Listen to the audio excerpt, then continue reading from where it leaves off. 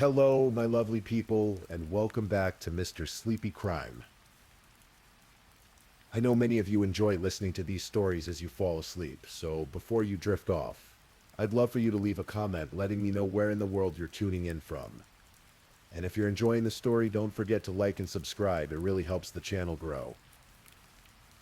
Before we begin, I want to acknowledge that these stories involve real people and real tragedies. We share them not for entertainment, but to remember the victims, and to help others recognize the warning signs that might prevent similar tragedies. For the best experience, feel free to lower the volume a little, just enough to let the story gently carry you off to sleep. Alright, please get comfortable, dim the lights, and let's dive into tonight's first story. Sometimes the most terrifying monsters aren't hiding in dark alleys or lurking in shadowy forests.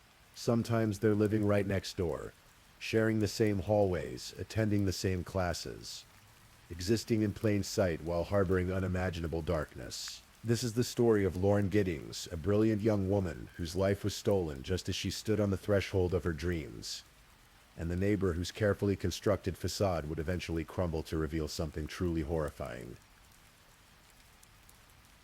Lauren Giddings was 27 years old in the summer of 2011, and her entire life seemed to be unfolding exactly as she'd always imagined. She had just graduated from Mercer University School of Law in Macon, Georgia, joining a proud tradition of lawyers in a historic southern city, where old oak trees draped with Spanish moss lined streets that had witnessed centuries of American history. Lauren wasn't originally from Georgia. She'd grown up in Maryland, where she'd built a foundation of ambition, intelligence, and genuine warmth that would define her throughout her life. Those who knew her described someone who lit up every room she entered, someone whose laughter was infectious, and whose kindness seemed limitless. She was the kind of person who remembered small details about your life, who checked in on friends during difficult times, who made everyone around her feel seen and valued. After completing her undergraduate degree at Agnes Scott College, Lauren had set her sights on law school. It wasn't just about prestige or money for her. Lauren genuinely wanted to make a difference, to use the law as a tool for justice and positive change. When she was accepted to Mercer University's law school, she threw herself into her studies with characteristic determination. Law school is notoriously grueling. The reading load is crushing, the competition fierce, the pressure relentless. But Lauren thrived. She found her tribe among fellow students who shared late-night study sessions fueled by coffee and determination. She built friendships that sustained her through the difficult moments. And she excelled academically, proving that she had what it took to succeed in one of the most demanding professional paths anyone can choose. During her time at Mercer, Lauren lived in an apartment complex called Barrister's Hall, located on Georgia Avenue. The building was popular with law students because of its proximity to campus. It wasn't fancy, just a typical apartment complex with exterior walkways, multiple units sharing common walls and spaces. The kind of place where you'd nod to neighbors in passing and occasionally hear music or conversations through the walls. Lauren's apartment became her sanctuary. She decorated it with personal touches that reflected her personality. Photos of family and friends, mementos from her travels, and experiences, the accumulation of a life being actively lived. It was here that she studied for exams, here that she decompressed after long days, here that she felt safe and at home in a city that had initially been unfamiliar but had become her own. By June 2011, Lauren had accomplished what she'd set out to do. She'd completed law school, walked across the stage in her graduation gown, and received her diploma. All that stood between her and her official entry into the legal profession was the bar exam, scheduled for later that summer. She'd already begun preparing, setting up a study schedule, gathering materials, mentally preparing for one final push before she could truly say she'd achieved her dream. But first, there was a celebration to attend. Her sister Caitlin was getting married in Maryland, and Lauren wouldn't have missed it for the world. The wedding was everything you'd hope for such an occasion. Joyful, emotional, filled with love and laughter and hope for the future. Lauren was radiant throughout the festivities, celebrating her sister's happiness while also sharing her own excitement about what lay ahead. She told her family about her plans. After the bar exam, she was planning to move. The apartment in Macon had served its purpose, but Lauren was ready for the next chapter. She talked about her career aspirations, about the kind of law she wanted to practice, about the difference she hoped to make.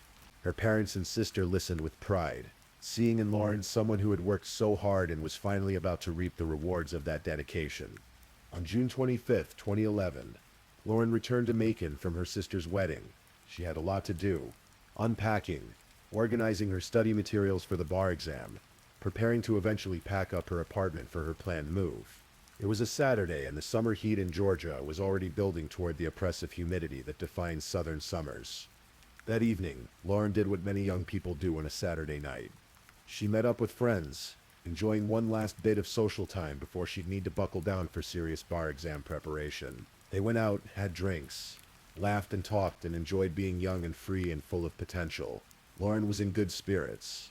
She was exactly where she wanted to be in life. The evening wound down, as evenings do. Friends said their goodbyes, made plans to catch up again soon, headed to their respective homes. Lauren returned to her apartment at Barrister's Hall. She climbed the stairs or walked along the exterior corridor to her unit, unlocked her door, stepped inside, and closed it behind her. She had no way of knowing that someone had been watching her. Someone who had been planning. Someone who had been waiting. Stephen McDaniel was also a recent graduate of Mercer University School of Law. He'd walked the same halls as Lauren, sat through the same classes, experienced the same pressure cooker environment that defines legal education. On paper, they were peers, colleagues, fellow travelers on the path to legal careers. But Stephen McDaniel was not like Lauren Giddings. Not in any way that mattered. McDaniel lived in the same apartment complex as Lauren Barrister's Hall. They were neighbors, which meant they'd likely passed each other countless times over the years. A nod in the hallway, a brief greeting while checking mail, the kind of casual, meaningless interactions that define apartment living. But for McDaniel, these interactions meant something very different. He'd become fixated on Lauren in a way that went far beyond neighborly awareness. He watched her. He thought about her constantly. He had at some point crossed the line from neighbor to stalker, though no one knew it yet. Those who knew McDaniel during his time at Mercer would later struggle to reconcile what they'd known of him with what he'd eventually be revealed to be. He was awkward, certain, socially uncomfortable in a way that made interactions with him feel slightly off. Though nothing you could quite put your finger on, he didn't make friends easily. He seemed isolated, separate from the social connections that sustain most people through difficult periods. But awkward isn't criminal. Socially uncomfortable isn't dangerous. Many people are introverted or struggle with social situations without harboring any darkness. Stephen McDaniel, however, was harboring something far worse than social anxiety. He developed an obsession with Lauren. At some point, and the exact timeline remains unclear, he'd begun actively stalking her, not just watching from afar, but deliberately positioning himself to observe her, to track her movements, to invade her privacy in ways she never suspected. McDaniel had something that gave him access Lauren never knew about, a master key to the apartment complex. The details of how he obtained this key remain part of the disturbing calculus of this crime. But having it meant that locked doors weren't actually locked to him. Privacy wasn't actually private. Safety was an illusion. According to what McDaniel would eventually confess, he'd been planning something terrible for some time.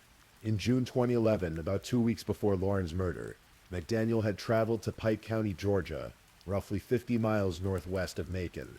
His grandfather owned land there. McDaniel surveyed that land, walking through woods, noting locations, planning something almost incomprehensible in its coldness. He was looking for places where he could scatter dismembered body parts. He was planning murder, planning how to dispose of evidence, working through the logistics of killing someone and making them disappear, and he was doing all of this while still functioning in normal society. Graduating from law school, interacting with classmates, maintaining the facade of a normal person. On the night of June 25th, 2011, while Lauren was out with friends, McDaniel was filming her apartment from outside. He'd positioned himself where he could look through her windows, his camera recording, documenting her space, perhaps waiting to see when she'd return. The premeditation was chilling. This wasn't a crime of passion or opportunity. This was planned, calculated, thought through in advance. When Lauren returned home that night and eventually went to bed, she had no idea what was coming. She locked her door, as anyone would, feeling safe in her own home. But locks don't matter when someone has a key. In the early morning hours of June 26, 2011, technically Sunday morning, Stephen McDaniel used his master key to enter Lauren's apartment. He'd prepared for this. He wore a mask and gloves. He moved quietly through her space, this place where she slept and studied and lived her life. And he made his way to her bedroom. What happened next is almost too horrific to fully process. McDaniel strangled Lauren Giddings with his hands as she slept. She was in her own bed, in her own home, in the place where she should have been safest. The attack was personal and brutal. Strangulation is an intimate form of murder that requires sustained pressure, time, physical contact. Lauren fought for her life in those terrible moments, but she had no chance against an attacker who'd planned this attack and had the element of surprise. When it was over, when Lauren was dead, McDaniel left her body in her apartment and departed. But his work wasn't finished. Not even close. On Monday, June 27th, McDaniel returned to Lauren's apartment. What he did there is almost incomprehensible. He went into her bathroom and used a hacksaw to dismember her body. The bathroom where she'd gotten ready for classes and social events, where she'd performed the mundane rituals of daily life, became the scene of something grotesque beyond imagining. This wasn't a panicked attempt to hide evidence. This was methodical, calculated. McDaniel worked in that bathroom, sawing through bone and tissue, reducing a vibrant human being to parts that could be transported and hidden. The sheer coldness required to do this, the complete absence of empathy or humanity, speaks to something fundamentally broken in McDaniel's psychology. He left Lauren's torso in a trash bin outside the apartment complex, just steps from where they both lived. Her head and other body parts were taken elsewhere. Where exactly, McDaniel has never fully revealed, and they've never been found. That decision to hide parts of her body in multiple locations shows continued calculation. He was thinking about discovery, about investigation, about trying to make it difficult to identify her or piece together what had happened. For several days, Lauren's torso remained in that trash bin. People walked past it. Life at Barristers Hall continued. No one knew. When Lauren didn't respond to calls or messages, people began to worry. Her friends knew she was dedicated to her bar exam preparation, but this was different. She wasn't answering her phone. She wasn't responding to texts. For someone as social and connected as Lauren, this silence was alarming. Her family grew increasingly concerned. Lauren had just been with them for her sister's wedding. She'd been in great spirits, excited about the future. There was no reason she would suddenly cut off contact. Something was wrong. On June 30th, 2011, Lauren was officially reported missing. The Macon Police Department began investigating, and Detective Steve Gatlin took the lead. When police went to Lauren's apartment to conduct a welfare check, they found her car in the parking lot. That was concerning. If she'd left voluntarily, she likely would have taken her car. Inside her apartment, things looked mostly normal. There was no obvious sign of a struggle or disturbance. But Lauren wasn't there, and no one knew where she'd gone. The investigation kicked into high gear. Police began canvassing the area, talking to neighbors, trying to piece together when Lauren had last been seen, and what might have happened to her. They posted flyers. They reached out to her friends and family. They checked hospitals and other locations. Lauren seemed to have simply vanished. As part of their investigation, police naturally interviewed residents of Barristers Hall. One of those residents was Stephen McDaniel, and this is where the case takes one of its most bizarre and chilling turns. On the day that Lauren was officially reported missing, McDaniel agreed to be interviewed by a local news crew that was covering the story of the missing law student. He positioned himself as a concerned neighbor and fellow law school graduate, someone worried about what had happened to Lauren. The video of this interview would later become infamous. McDaniel appeared on camera, standing outside the apartment complex. Speaking with the reporter, he talked about Lauren, described her as someone he knew from law school, expressed appropriate-sounding concern about her disappearance. He was wearing a Mercer Law t-shirt, presenting himself as just another worried member of the community. But there was something off about him. His affect was flat. His words expressed concern, but his face and body language seemed disconnected from those emotions. He spoke in a monotone, with an oddly robotic quality. People who've watched this video often describe feeling an intuitive sense that something wasn't right, even before knowing the truth. During the interview, the reporter casually mentioned they'd found something near the apartment complex. McDaniel's reaction was captured on camera. His face fell. His eyes seemed to lose focus. He started to sway slightly. The reporter, not realizing what they were witnessing, continued talking, but McDaniel seemed to be somewhere else entirely. What the reporter didn't know, but what McDaniel had just realized, was that police had found Lauren's torso in that trash bin. The body had been discovered. The investigation had just shifted from a missing person case to a murder investigation. And McDaniel knew in that moment, standing in front of a camera with a microphone in his face, that everything was about to fall apart. The video shows him struggling to maintain his composure. He seems to be calculating, processing, trying to figure out what this means for him. It's a chilling glimpse into the mind of someone who'd committed an unthinkable crime, and was now watching his plans crumble in real time. When police used luminol in Lauren's apartment, the chemical that reveals traces of blood invisible to the naked eye, the bathroom lit up like someone had flipped a switch. The entire bathtub glowed under the luminol's revealing light. Blood had filled that tub almost to the rim, approximately 2 inches from the top. The sheer volume was staggering. This was where McDaniel had dismembered Lauren's body, and despite whatever cleaning he'd attempted, the evidence remained. Detective Gatlin and his team now had a crime scene, and a victim. What they needed was concrete evidence linking a suspect to the murder. Stephen McDaniel was already on their radar. He was a neighbor. He'd been acting strangely, and there was just something about him that troubled investigators. But suspicious behavior isn't proof. On July 1st, 2011, police brought McDaniel in for questioning. What followed was one of the most unusual interrogations in recent true crime history. For 2 hours, McDaniel sat across from investigators. And for most of that time, he said virtually nothing. Not in the way that someone refusing to answer questions says nothing. He literally didn't speak. He sat motionless, staring, his face blank. When detectives asked questions, he didn't respond. He didn't ask for a lawyer. He didn't proclaim his innocence. He didn't get angry or defensive. He simply sat there like a machine that had been powered off. Interrogators are trained to read body language, to notice signs of stress or deception, to pick up on the tells that most people unconsciously display when lying or under pressure. But McDaniel gave them almost nothing to work with. The video of this interrogation is circulated online, and people who watch it describe it as deeply unsettling. There's something inhuman about McDaniel's lack of response, his ability to simply shut down and become nearly catatonic.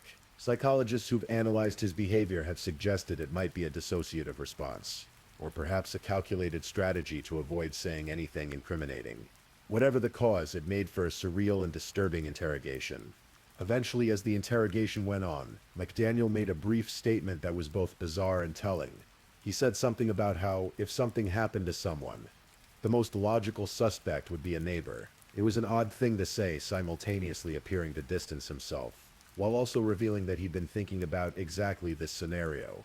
While McDaniel was being questioned, police were conducting searches. They obtained warrants and searched his apartment at Barrister's Hall. What they found there painted a picture of someone whose inner life was very different from what he projected to the world. On McDaniel's computer, investigators found videos he'd filmed of Lauren. These weren't casual videos from social gatherings or shared moments between friends. These were surveillance videos, filmed surreptitiously from outside her apartment. McDaniel had been watching her through her windows, recording her in her private space without her knowledge or consent. The videos were timestamped to the same night he'd murdered her. He'd been stalking her right up until the moment he used his master key to enter her home and kill her. The videos proved premeditation beyond any doubt. This wasn't a spontaneous act.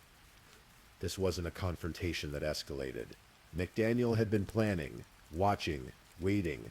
He'd invaded Lauren's privacy repeatedly before he invaded her home and took her life. Investigators also found a hacksaw in the apartment complex. When they tested it, they found blood evidence and McDaniel's DNA on the tool. This was almost certainly the saw he'd used to dismember Lauren's body. He'd apparently disposed of it somewhere in the complex rather than taking it with him, perhaps thinking it would be safer to hide it in plain sight among other residents' belongings. But perhaps the most bizarre piece of evidence involved condoms.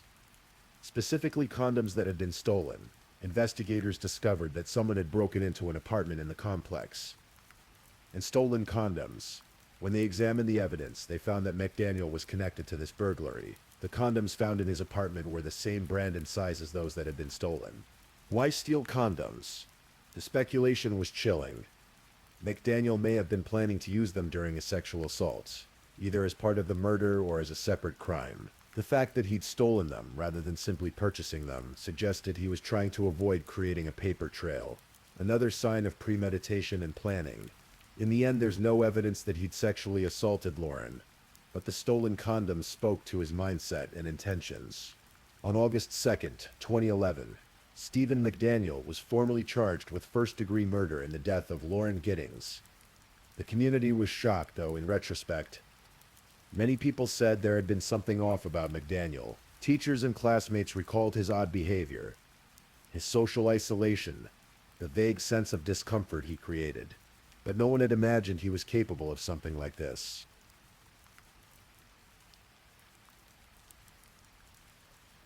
The case against Stephen McDaniel was overwhelming. The physical evidence, the videos, the stolen condoms, his bizarre behavior before and after Lauren's disappearance. All of it pointed to his guilt.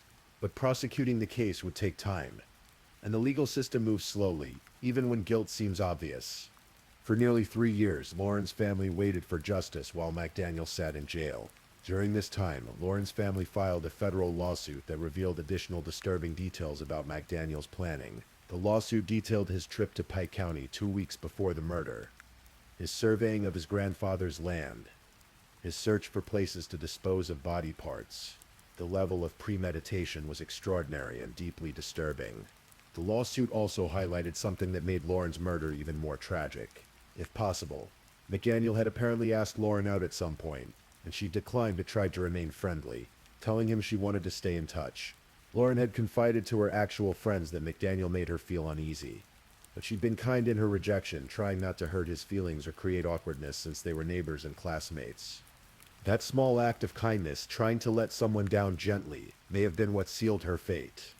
McDaniel had apparently become fixated on her, perhaps interpreting her polite friendliness as something more, or perhaps simply unable to accept rejection. For someone like McDaniel, who seemed to lack normal empathy and social understanding, Lauren's kindness might have been twisted into something entirely different in his mind. In the spring of 2014, the case finally moved toward resolution.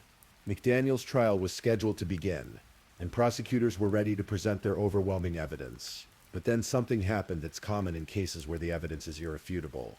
McDaniel agreed to plead guilty as part of a deal with prosecutors. On April 1st, 2014, Stephen McDaniel stood in court and admitted to murdering Lauren Giddings. He confessed to using the master key to enter her apartment in the early morning hours of June 26, 2011. He admitted to strangling her in her bedroom while wearing a mask and gloves. He acknowledged dismembering her body in her bathroom the following day. What he didn't do was tell anyone where he'd hidden her head and other body parts. To this day, despite extensive searches, those remains have never been recovered. Lauren's family has had to live with the knowledge that their daughter, their sister, isn't fully laid to rest. Parts of her are somewhere out there, hidden by a killer who won't reveal their location even after confessing to the murder. McDaniel was sentenced to life in prison. He'll be eligible for parole in 2041, when he'll be in his 50s.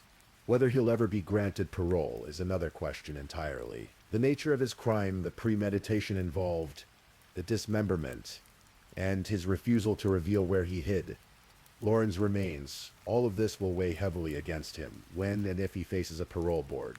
Lauren's family has continued to search for her remains. They've organized searches in Pike County, believing that the land McDaniel surveyed before the murder might hold answers. They've reached out to investigators, followed up on tips, done everything possible to bring old Lauren home. It's a heartbreaking extension of their grief. This inability to fully say goodbye. The case has become well known in true crime circles, particularly because of those surreal video moments. McDaniel's news interview where he learns about the body's discovery is nearly catatonic interrogation. These videos have been analyzed endlessly by people trying to understand what makes someone capable of such a crime. But videos and analysis don't really answer the deeper questions about how someone can completely lack empathy, can plan a murder in such detail, can dismember a human being and then act as if nothing happened. It's easy, when discussing true crime, to become focused on the perpetrator, their psychology, their motives, their bizarre behavior. But the person who deserves to be remembered is Lauren Giddings. Lauren was 27 years old when she died. She'd accomplished so much already, earning her undergraduate degree, completing law school, building friendships and connections that enriched her life and the lives of those around her. She was funny, intelligent, kind, and driven. She had plans for her future, dreams she wanted to pursue, contributions she wanted to make to the world. Her family and friends described someone who was genuinely good. Not perfect. No one is. But someone whose default setting was kindness. She checked in on people. She celebrated her friends' successes. She was present in the lives of those she cared about, in a world that can often feel harsh and disconnected. Lauren was someone who created warmth and connection wherever she went. She'd worked so hard to get to where she was. Law school demands incredible dedication. It requires long hours, sustained focus, the ability to master complex material and think analytically about problems that often have no clear right answer. Lauren had done all of that. She'd graduated. She was preparing for the bar exam. She was right there, right on the cusp of beginning the career she'd dreamed about. And then Stephen McDaniel took all of that away. He took her future, her potential, all the lives she might have touched as a lawyer, an advocate. He took her from her family. He'll never see her walk into a room again, never hear her laugh, never celebrate holidays or milestones with her. He took her from her friends, who lost someone who made their lives better simply by being in them. What makes Lauren's murder even more senseless is that there was no rational motive. She hadn't done anything to McDaniel. She'd been polite to him when he'd asked her out, even though he made her uncomfortable. She'd simply existed in the same apartment complex, gone about her life, pursued her dreams for McDaniel. That was apparently enough. His obsession with her, his inability to process rejection or connect with others in healthy ways, his fundamental lack of empathy, all of it culminated in a decision to kill someone who'd never harmed him. Lauren's family has worked to keep her memory alive. They've spoken publicly about her, sharing stories that paint a picture of who she really was beyond the victim of a terrible crime. They've advocated for other victims, turned their grief into purpose. It doesn't make the loss any easier, but it ensures that Lauren is remembered as a person, not just a case file. 10 years after her death, in 2021, her family gathered to remember her. They shared memories, looked at photos, celebrated the time they'd had with her while acknowledging the time they'd lost. They talked about what she would have been doing if she'd lived, where her career might have taken her, whether she'd have married and had children, what causes she might have championed. These are the thoughts that haunt families of murder victims. The what-ifs, the might-have-beens, the alternate timeline where their loved ones simply came home safely that night and continued living their life. For Lauren's family, these thoughts are compounded by the knowledge that they still don't have all of her. That somewhere out there are remains that should be laid to rest, but instead are hidden in a location only her killer knows. The murder of Lauren Giddings is a reminder that danger doesn't always announce itself. Stephen McDaniel didn't look like a monster. He was a law student, a neighbor, someone who blended into the background of everyday life. He passed people in hallways, sat through classes, participated in the mundane rituals that define normal existence. And all the while, he was watching, planning, nurturing an obsession that would ultimately cost Lauren her life. For those of us who live in apartment complexes, who have neighbors we know only casually, who trust that locked doors and social conventions will keep us safe, this case is particularly chilling. Lauren did nothing wrong. She locked her doors. She was polite, but maintained boundaries. She was careful without being paranoid. And none of it mattered, because her neighbor had a master key and had decided she would die. The case also raises questions about how we identify and intervene with people like McDaniel before they act on violent impulses. It was awkward, yes, and socially isolated, but many people fit that description without ever harming anyone. What makes someone cross the line from awkward to dangerous? How do we protect potential victims without unfairly stigmatizing people who are simply introverted or socially anxious? These questions don't have easy answers. Mental health professionals, law enforcement, and researchers continue to study what drives someone to commit such calculated violence. But for every profile developed, for every warning sign identified, there are people who fit those patterns but never hurt anyone, and people who hurt others despite showing no obvious warning signs. What we can do is remember Lauren Giddings not as a victim whose life was defined by her death, but as a vibrant young woman who lived fully in the time she had. We can honor her memory by being kind to others, by checking in on friends, by pursuing our dreams with the same determination she showed. We can insist on justice for victims even when convictions don't bring full closure. And we can continue to grapple with the uncomfortable questions her murder raises about safety, about how we identify danger, about how we protect each other. Stephen McDaniel sits in prison, and there he'll likely remain for the rest of his life. He's become infamous for those bizarre videos, for his strange behavior, for the calculated nature of his crime. But he's not who this story should be about. This story should be about Lauren, about her laughter and her ambition, about her kindness and her intelligence, about everything she was and everything she might have become. This story should be about a family that lost someone irreplaceable, about friends who still miss her presence in their lives, about a community that was shattered by a crime that never should have happened. Lauren Giddings should be practicing law right now. She should be arguing cases, advocating for clients, making the kind of difference she'd always dreamed of making. She should be celebrating birthdays and holidays with her family, creating new memories, continuing the story of her life. Instead, her story ends on June 26, 2011, in an apartment in Macon, Georgia, at the hands of someone who saw her not as a human being with hopes and dreams and people who loved her, but as an object of obsession. That's the tragedy of this case. Not just that Lauren died, but that she died for no reason that makes any sense to people with functioning empathy and conscience. She died because someone who lived near her decided she would die. That's it. That's the whole senseless explanation. So as we close this story, let's think about Lauren Giddings, not as a victim, but as a person. Let's remember that true crime isn't entertainment. It's a record of real tragedies that devastated real families and communities. And let's hold in our minds the image of Lauren as she should be remembered. Vibrant, intelligent, kind, full of potential, and taken from this world far too soon by someone who had no right to make that decision. Her family still searches for her remains. They still hope that someday they'll be able to bring all of Lauren home and lay her to rest completely. Until then, they remember her as she was. Not as a case file or a headline, but as Lauren, beloved daughter and sister friend, and a young woman who deserved so much more than the few short years she was given. The murder of Lauren Giddings reminds us that evil can wear an ordinary face, that monsters don't always announce themselves. But more importantly, it reminds us to honor the lives that are taken too soon, to remember the person behind the tragedy, and to never forget that every victim of violence was someone's whole world. Rest in peace, Lauren Giddings. May your memory be a blessing to all who knew and loved you. If this is your first time listening to one of our true crime stories, welcome to Mr. Sleepy Crime, where we explore these cases in a calm and respectful way. I also want to take a moment to appreciate my amazing subscribers who've been rocking with me. Thank you so much for your continued support. If you're still awake and listening, don't forget to drop a comment. Let me know where you're tuning in from and the current time in your corner of the world. Or just say something to let me know you're still here. And if you haven't already, be sure to like this video and subscribe so you don't miss our next true crime stories for sleep. Now let's move on to our second story.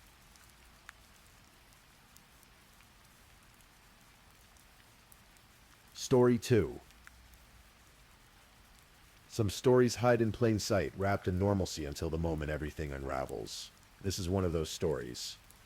It happened in rural Missouri, in a place where neighbors knew each other, where life moved at the pace of seasons changing. But beneath the surface of an ordinary marriage, something dark was taking shape. Tonight we're going to talk about Ben Rennick. Not just how he died, but who he was, and how the people closest to him became the architects of his end. Ben Rennick wasn't your typical Missouri farmer. Growing up in Montgomery County, he discovered something most people found unsettling, even frightening. He loved snakes. Not just as pets, but as creatures worthy of respect, study, and yes, even breeding. While other kids his age were playing video games or tinkering with cars, Ben was learning about genetics, studying color morphs, understanding breeding patterns. He had a gift. By his early 20s, he turned that gift into something remarkable. Rennick Reptiles wasn't just a hobby operation. Ben converted a barn on his family farm into his business, creating what would become one of the most respected snake breeding operations in the world. He was a pioneer in the industry, well known in the snake breeding community worldwide. Think about that for a moment. In rural Missouri, this young man had built an international reputation. People from across the globe knew his name. They sought out his pythons, his anacondas, the rare color morphs he'd spent years perfecting. Some snakes sold for thousands, even tens of thousands of dollars. He wasn't just breeding snakes. He was creating living art. The barn itself was a temperature-controlled sanctuary. Rows upon rows of specialized enclosures, each one home to serpents of extraordinary value. Ball pythons in colors that seemed impossible. Albino piebald combinations that looked like they'd been painted by hand. Anacondas massive and powerful, their scales glistening under carefully calibrated lights. By early 2017, Ben had negotiated a deal to sell snakes to NHL goalie Robin Lehner for $1.2 million, with payments of $200,000 per quarter throughout the year. The business was thriving. Ben was 29 years old, and at the peak of his success. From the outside, his life looked perfect. Lindley didn't come from the world of reptiles. She was more conventional in her interests, more focused on the kind of business that dealt with people rather than cold-blooded creatures. She'd gone to massage school, learned the trade, and had ambitions of her own. When she met Ben, she found someone successful, someone building something real. They married in 2014, and Lindy joined him in running the snake operation. She wasn't as passionate about the reptiles as Ben was. Few people were, but she helped with the business side of things. By 2017, with one successful business under their belts, Lindy wanted to try her hand at running her own. Ben supported her. In 2016, she opened a spa. It was her space, her vision, separate from the snakes and the farm and everything that was so uniquely Ben's world. They had a child together. On paper, they were building a life. But marriages are complex things. What people see from outside rarely matches what happens behind closed doors. The spa became more than just Lindley's business. It became her refuge, her separate world. She hired a woman named Ashley Shaw to work there. The two became closer than employer and employee, more like confidants who shared secrets. And Lindley had secrets. There was Michael Humphrey, an ex-boyfriend from her past. After her marriage, after her child, after everything she built with Ben, she maintained a connection with Michael. Maybe at first it was innocent, just old friends keeping in touch. But somewhere along the way, the boundaries blurred. Michael Humphrey had an affair with Lino. He became part of her shadow life, the one that existed parallel to her marriage. And in that shadow life, something dangerous began to grow. June 8, 2017, started like any other day in Montgomery County. The sun rose over farmland, over quiet roads where everyone knew everyone. Ben went to work at the snake facility, doing what he did every day, feeding, monitoring, caring for the creatures that represented his life's work and his livelihood. Lindley, according to what she would later tell investigators, was at her spa. But that day, someone made a decision, and perhaps the decision had been made weeks before, months before, and June 8 was simply the day it would be carried out. Around noon, Lindy received a call reporting that her husband had been found. When police arrived at the snake facility, they encountered a scene that seemed to tell a story at first glance. Ben Rennick was found laying in a pool of blood inside his Missouri snake breeding facility, surrounded by his beloved snakes, face down, clearly dead. Investigators initially suspected one of his prized serpents had killed him. It wasn't an unreasonable assumption. Ben worked with dangerous animals. Anacondas can crush a human body. Some of the other species, while not venomous, could still inflict serious damage. Maybe there had been an accident, a moment of carelessness, a snake reacting defensively. But trained investigators don't rely on assumptions. They look closer, they examine, and when they examined Ben's body more carefully, the truth revealed itself in a way that no snake could have caused. The coroner determined Ben Rennick was shot 6 times from behind. Other sources say he was shot 8 times in the back, once at close range. Either way, the message was clear and brutal. This wasn't an accident. This wasn't a snake attack. This was murder. Someone had walked into that barn, pointed a gun at Ben's back, and pulled the trigger, then pulled it again, and again, and again, even after he fell, even after he was clearly dying or already dead. They made sure the final shot was to the back of his head. This wasn't a crime of passion, a split-second decision made in anger. This was execution, deliberate, planned, cold.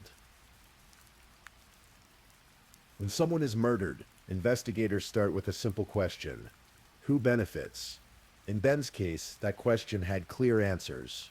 Linny Rennick was the sole beneficiary of a life insurance policy for her husband worth $1 million. There was also the ongoing deal with Robin Linner for $1.2 million for the snake business. Ben's father had died by suicide soon after his mother's death, leaving the family farm in Ben's name. Between the life insurance, the sale of the snakes, and the family farm that she would inherit, Lenny stood to gain millions from the death of her husband. But financial motive alone doesn't make someone a murderer. Investigators needed evidence. They needed to understand what had really happened, and they needed someone to talk. For months, the case seemed stalled. Lindy played the grieving widow. She attended memorials. She spoke to reporters about her loss. She maintained her innocence, her shock, her devastation. Behind the scenes, though, investigators were building a case. They were talking to people. They were following leads.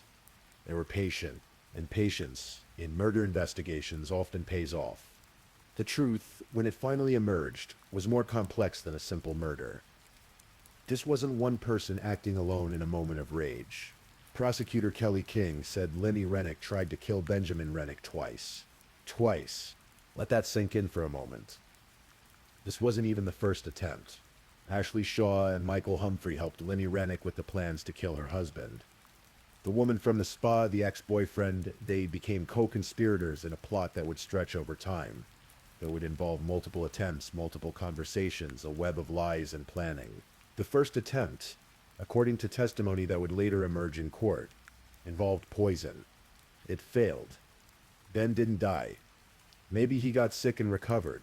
Maybe the dose wasn't right. Maybe luck intervened. But Lindy, according to prosecutors, didn't give up. She tried again. On June 8th, Lindy Rennick and Humphrey went to the snake farm. What happened next depends on whose story you believe. And that's where this case gets truly interesting, because when it came time for trial, when everyone's secrets were laid bare, the stories didn't match. According to prosecutors and testimony from Ashley Shaw and Michael Humphrey, Lindy was the one who pulled the trigger. She was the shooter. She was the one who stood behind her husband and ended his life. But Lindy told a different story. On January 16, 2020, cops made their moves. Lindy Rennick and Michael Humphrey were arrested and charged with the murder of Ben Rennick. Nearly 3 years after Ben's death, the case finally moved toward justice. Michael Humphrey went to trial first. He was convicted of first-degree murder and sentenced to life in prison. But there was a twist. He agreed to testify against Lindy in exchange for a reduced sentence. When Lindy's trial began in December 2021, the courtroom became a stage for competing versions of the truth. Lindy Rennick testified that Humphrey drove her back to her spa, where Shaw washed her off in the shower. Shaw testified that she washed blood off of Lindy Rennick. And think about that detail. Blood on Lindy's body, washed away in the shower at the spa. Whether she was the shooter or merely present, she was involved.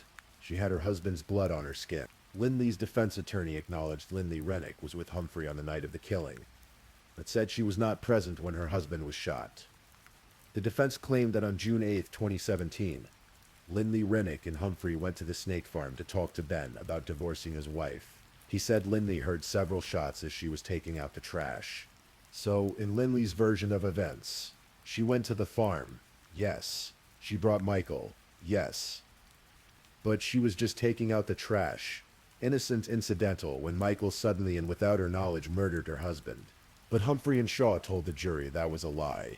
When Lindy left the spa after being washed, she said she didn't think her husband was dead, only that something bad had happened.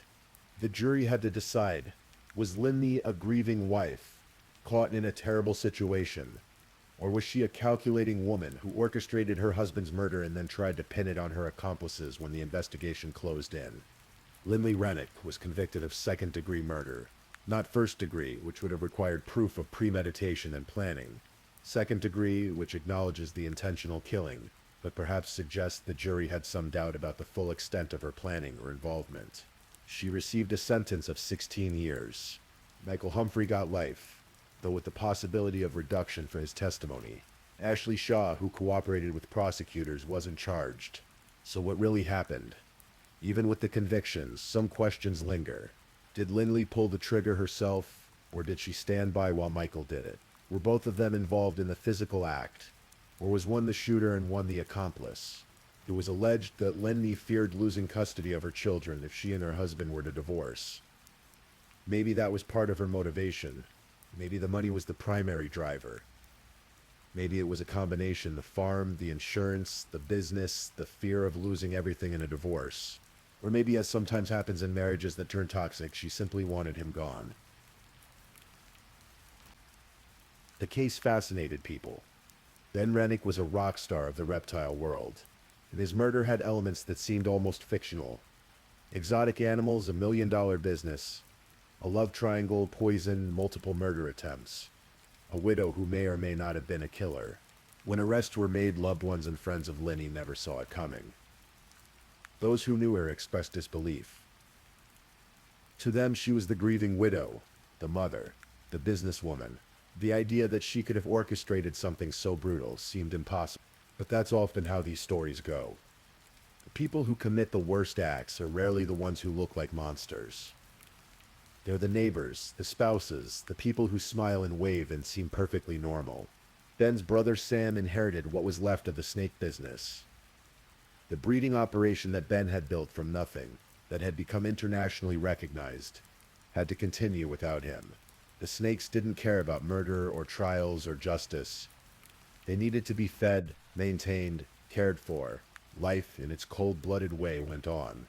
Robin Lehner, the NHL goalie who'd made that $1.2 million deal with Ben, found himself tangled in the aftermath. Lehner had made one payment of $200,000 in February 2017, before Ben's death. The remaining payments, the transfer of the business, all of that became complicated by the murder, by the legal proceedings, by questions of who now owned what. Cases like this make us ask uncomfortable questions about marriage, about money, about what people are capable of when they want something badly enough. Prosecutors alleged that Lenny conspired with a friend and ex-boyfriend to murder her husband in 2017. If true, it means she didn't just snap one day. She planned. She recruited help. She made multiple attempts, and when her husband lay dead in a pool of blood, she washed that blood away and tried to pretend she knew nothing. Was it the $1 million life insurance? The valuable farm? The business worth millions? Or was it simpler than that? A woman who wanted a different life and saw her husband as an obstacle rather than a partner. Ben Rennick spent his short life building something remarkable. He turned a barn into an internationally recognized breeding facility. He mastered genetics and created living works of art in scales and muscle. He was 29 years old, at the height of his success, with years of accomplishments still ahead of him. Someone decided he shouldn't have those years. He was shot in the back several times, and then ultimately shot in the back of the head. He never saw it coming. In a place where he felt safe, surrounded by the creatures he loved, he was murdered. The snakes, of course, had nothing to do with it. The initial assumption that something in that barn had killed him was wrong. The danger didn't come from the pythons or the anacondas. It came from something far more common and far more human. Greed or desire, or the toxic end of a relationship gone wrong. The murder of Ben Rennick is still shocking. Even years later, it started with a farm full of exotic animals, and ended with a man betrayed by someone he trusted most. That betrayal is perhaps the cruelest element of the whole story. Ben died because someone close to him wanted him dead. Whether Lenny pulled the trigger or orchestrated it from a step removed, she was part of the plot. The woman who'd married him, who'd had a child with him, who'd built businesses alongside him. She became part of his ending. Michael Humphrey, who confessed to helping with Ben's murder, will spend much of his life in prison. And Lenny Rennick will spend 16 years behind bars, though she'll be eligible for parole eventually. Ashley Shaw, who washed blood from Lenny's body, avoided charges by cooperating with investigators. Justice, such as it is, has been served, but Ben remains dead. His family remains without him. The snake breeding operation continues without its founder. And somewhere in Missouri, a barn that was once a place of passion and business, and life is now forever marked by what happened there. In true crime, we often look for lessons, for warnings, for ways to make sense of senseless violence. Maybe the lesson here is simple. The people closest to us have the greatest power to hurt us. Trust is a precious thing, easily given but impossible to restore once broken. And when someone decides that another person's life is worth less than money or freedom or a fresh start, the consequences echo far beyond the single act of violence. Ben Rennick loved snakes. He understood them. He knew they could be dangerous if mishandled. But he also knew they were predictable. They acted on instinct, on hunger, on their nature. They didn't lie. They didn't conspire. They didn't pretend to love you while planning your death. In the end, it wasn't a snake that killed him. It was something far more human and far more cruel. Rest easy, Ben Rennick. Your story has been told. Please, if you're still awake, drop a candle. I want to see who's still with me. Also, don't forget to tell me where you're listening from, the time in your corner of the world, and maybe share one thing you've learned from tonight's stories. Meanwhile, let's move on to our third story.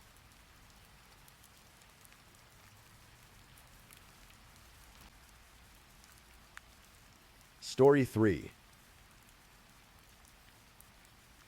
In the quiet city of Vancouver, Washington, where the Columbia River winds its way between Oregon and Washington state, a tragedy unfolded in March 2023 that would shake a community to its core. This is the story of Meche Melendez, a 27-year-old mother and her 7-year-old daughter, Layla Stewart. Two lives cut short by the very person who should have protected them. Sometimes the most terrifying monsters aren't strangers lurking in shadows. Sometimes they're people we know, people we've loved, people we've trusted. This is one of those stories. Meche Melendez, though some knew her as Carmen, was like so many young mothers trying to build a life for themselves and their children. At 27, she had already weathered storms that would have broken others. She had a daughter, Layla, a bright 7-year-old with her whole life ahead of her. In photographs, you can see the bond between them, a mother and daughter navigating the world together. Vancouver, Washington sits just across the river from Portland, Oregon. It's a place where people know their neighbors, where community still means something, the kind of place where you think you're safe, where you think you can start over when life gets hard. Meche was trying to do exactly that, start over. But starting over isn't always simple when your past refuses to let you go. Meche had been in a relationship with a man named Kirkland Warren. Like many relationships, it had probably started with promise, with hope, with all the things we tell ourselves about love and second chances. But somewhere along the way, that relationship had turned dark. Somewhere along the way, love had become control, and control had become danger. By late 2022, Meche knew she needed to get out. She knew she needed to protect herself and her daughter. But knowing you need to leave and being able to leave safely are two very different things. December 2022. The holiday season when most people are thinking about family gatherings and new beginnings. For Meche Melendez, December brought terror. She went to the Vancouver Police Department with a story that should have sent chills down anyone's spine. Her ex-boyfriend Kirkland Warren had assaulted her with a firearm. He had threatened to kill her. And in an act that seemed ripped from a nightmare, he had fired shots at her home from a moving vehicle, what police would call a drive-by shooting. Think about that for a moment. Imagine being in your home, the one place you should feel safe, and hearing gunshots. Imagine knowing that someone you once cared about now wanted you dead. Meche did what she was supposed to do. She reported it. She sought protection. The system was supposed to keep her safe. What Meche didn't know, what would later become a crucial detail in understanding this tragedy, was that Kirkland Warren was already on pre-trial release for separate charges out of Arkansas. He was already in the system, already considered a potential threat, already supposed to be monitored. The wheels of justice began to turn, but they turned slowly. Too slowly. On March 6, 2023, Warren appeared in district court regarding the citation from the December incident. Vancouver Police Sergeant Deb Libby, the officer who had authored the probable cause affidavit, made a specific request to the court. She asked that if Warren were released, he should be required to wear a GPS monitor and be subject to higher bail. She understood the danger. She had seen cases like this before. She knew what could happen. Judge Kristen Parcher set bail at $10,000 and issued conditions of release. There was already a court order in place, prohibiting Warren from contacting Melendez. On paper, everything looked secure. The system had responded. Protections were in place. But court orders are just pieces of paper. GPS monitors can be removed, and bail for some people is just a price to pay for freedom. Warren posted bail. He was released. And the clock began ticking toward tragedy. March 12, 2023 began like any other day in Vancouver, Washington. Spring was beginning to arrive in the Pacific Northwest, bringing with it the promise of longer days and warming temperatures. But for Meshe Melendez and her daughter, Layla, this day would be their last. When someone goes missing, there's usually a moment when people realize something is wrong. A missed appointment, an unanswered phone call, a car parked in an unusual place. For Meshe and Layla, that moment came when they simply didn't show up where they were expected to be. On March 12, family and friends reported them missing. Imagine the rising panic calls going straight to voicemail, text messages turning blue but never showing as red, knocking on a door that no one answers. The kind of silence that makes your stomach drop because you know somewhere deep down that something is terribly wrong. The Vancouver Police Department began their investigation immediately. In missing persons cases, the first 48 hours are critical. The longer someone is missing, the less likely they are to be found alive. Detectives worked around the clock canvassing the neighborhood, interviewing friends and family, checking surveillance cameras, doing everything they could to find Meshe and Layla. But March 12 became March 13, and then March 14, and then March 15. Days passed with no sign of the mother and daughter. No activity on Meshe's phone, no credit card transactions, no sightings. It was as if they had simply vanished. Except people don't simply vanish. Not really. Someone always knows something. And in this case, investigators had a strong suspicion about who that someone was. Kirkland Warren, the ex-boyfriend with a history of violence, the man who had shot at Meshe's home, the man who was supposed to be staying away from her but who had a way of ignoring court orders when it suited him. Warren was quickly named as a person of interest in their disappearance. Detectives wanted to talk to him, to find out what he knew, to understand his movements on March 12 and 13. But being a person of interest isn't the same as being a suspect. And being a suspect isn't the same as being charged. The law requires evidence, proof, something concrete. And so the search continued, expanding outward from Vancouver into the surrounding areas. The Columbia River Gorge stretches east from Vancouver, a landscape of dramatic cliffs and dense forests, of winding roads and isolated areas where someone could hide almost anything. March 22, 2023. 10 days after Meshe and Layla were reported missing. 10 days of hoping against hope that somehow they were alive, that somehow this story would have a different ending. But this story was always going to end in a rural area east of Washackle, a small city about 20 miles east of Vancouver. The landscape there is beautiful in that way that the Pacific Northwest is beautiful. Towering evergreens, rolling hills, the kind of place where nature still feels wild and untamed. It's also the kind of place where bodies can be hidden. Authorities found them together, mother and daughter, in an isolated area where no one had any reason to be. The Clark County Medical Examiner's Office would later determine the cause of death for both Meshe Melendez and 7-year-old Layla Stewart. Gunshot wounds to the head. Think about that for a moment. A 7-year-old child, shot in the head. Whatever else this story is about, domestic violence, systemic failure, the dangers of ignoring warning signs. It's also about the murder of a child who had no way to protect herself, no way to understand why the adult world had become so dangerous. The investigation shifted from a missing persons case to a double homicide, and Kirkland Warren, the person of interest, became the prime suspect.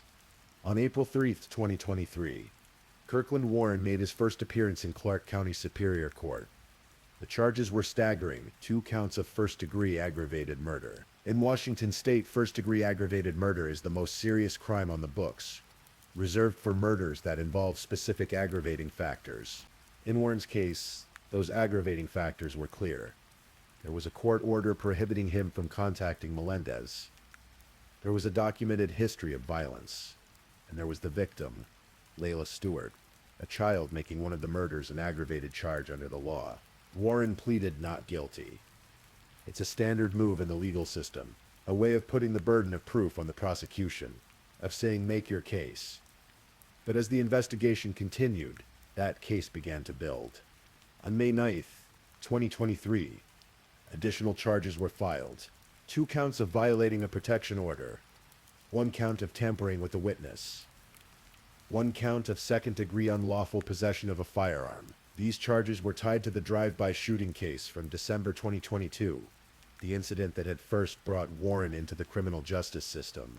Then in October 2023, 7 months after the bodies were discovered, prosecutors added another charge, one that made an already horrific case even darker: first-degree rape of a child. The allegation involved Layla Stewart. It's difficult to write those words. It's difficult to think about what that 7-year-old girl must have experienced, not just in her final moments, but potentially for who knows how long before that. The monsters in our stories are often just that. Stories, fiction, things we can close the book on and walk away from. But real monsters don't live in fairy tales. They live in our neighborhoods. They walk into courtrooms in handcuffs and answer to judges and lawyers. On March 26, 2023, hundreds of people gathered in Vancouver to mourn and honor Mache Melendez and Layla Stewart. Vigils like these are common after tragedies, a way for communities to process grief, to come together, to say that these lives mattered. But this vigil was different. There was grief, yes, overwhelming, devastating grief for a mother and daughter whose lives had been stolen. But there was also anger. Anger at a system that had failed to protect them. Anger at the fact that Kirkland Warren had been free to commit murder. Despite all the warning signs, despite all the reports, despite all the protections that were supposed to be in place. People held candles. They shared memories. They cried. And they asked the question that always comes up in cases like these. How did this happen? How did we let this happen? The answer, of course, is complicated. Domestic violence cases are notoriously difficult to prosecute. Victims often recant their statements, whether out of fear or hope that their abuser will change. The burden of proof is high. Bail systems are designed to balance public safety with the presumption of innocence. And sometimes, even when everyone does everything right, terrible things still happen. But in this case, there were signs that everyone hadn't done everything right. There were questions about why Warren was released on bail, despite his history. Questions about whether the GPS monitoring that Sergeant Libby had requested was actually implemented. Questions about whether a system designed to protect victims of domestic violence had instead become a system that enabled their deaths. Those questions would eventually lead to a lawsuit. The family of Mache Melendez and Layla Stewart filed suit against Clark County, alleging that the county had negligently released Warren on bail before the murders. The lawsuit claimed that Warren murdered Melendez and Stewart while out on bail, despite the fact that he was already on pre-trial release for charges out of Arkansas, despite the fact that there was a documented history of violence, despite the fact that a police sergeant had specifically asked for higher bail and GPS monitoring. It's the kind of lawsuit that asks us to examine the systems we've put in place to protect people and to question whether those systems are actually working. After the initial arraignment, the case moved through the legal system at the pace these things always move. Slowly, methodically, with continuances and motions and hearings that the public rarely hears about.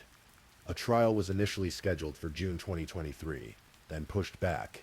In the world of criminal justice, delays are common. Defense attorneys need time to review evidence, to prepare their case, to investigate alternative theories. Prosecutors need time to organize their evidence, to prepare witnesses, to build a narrative that will convince 12 jurors beyond a reasonable doubt.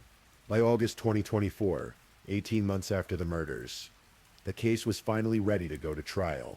The trial date was set for September 9th, 2024.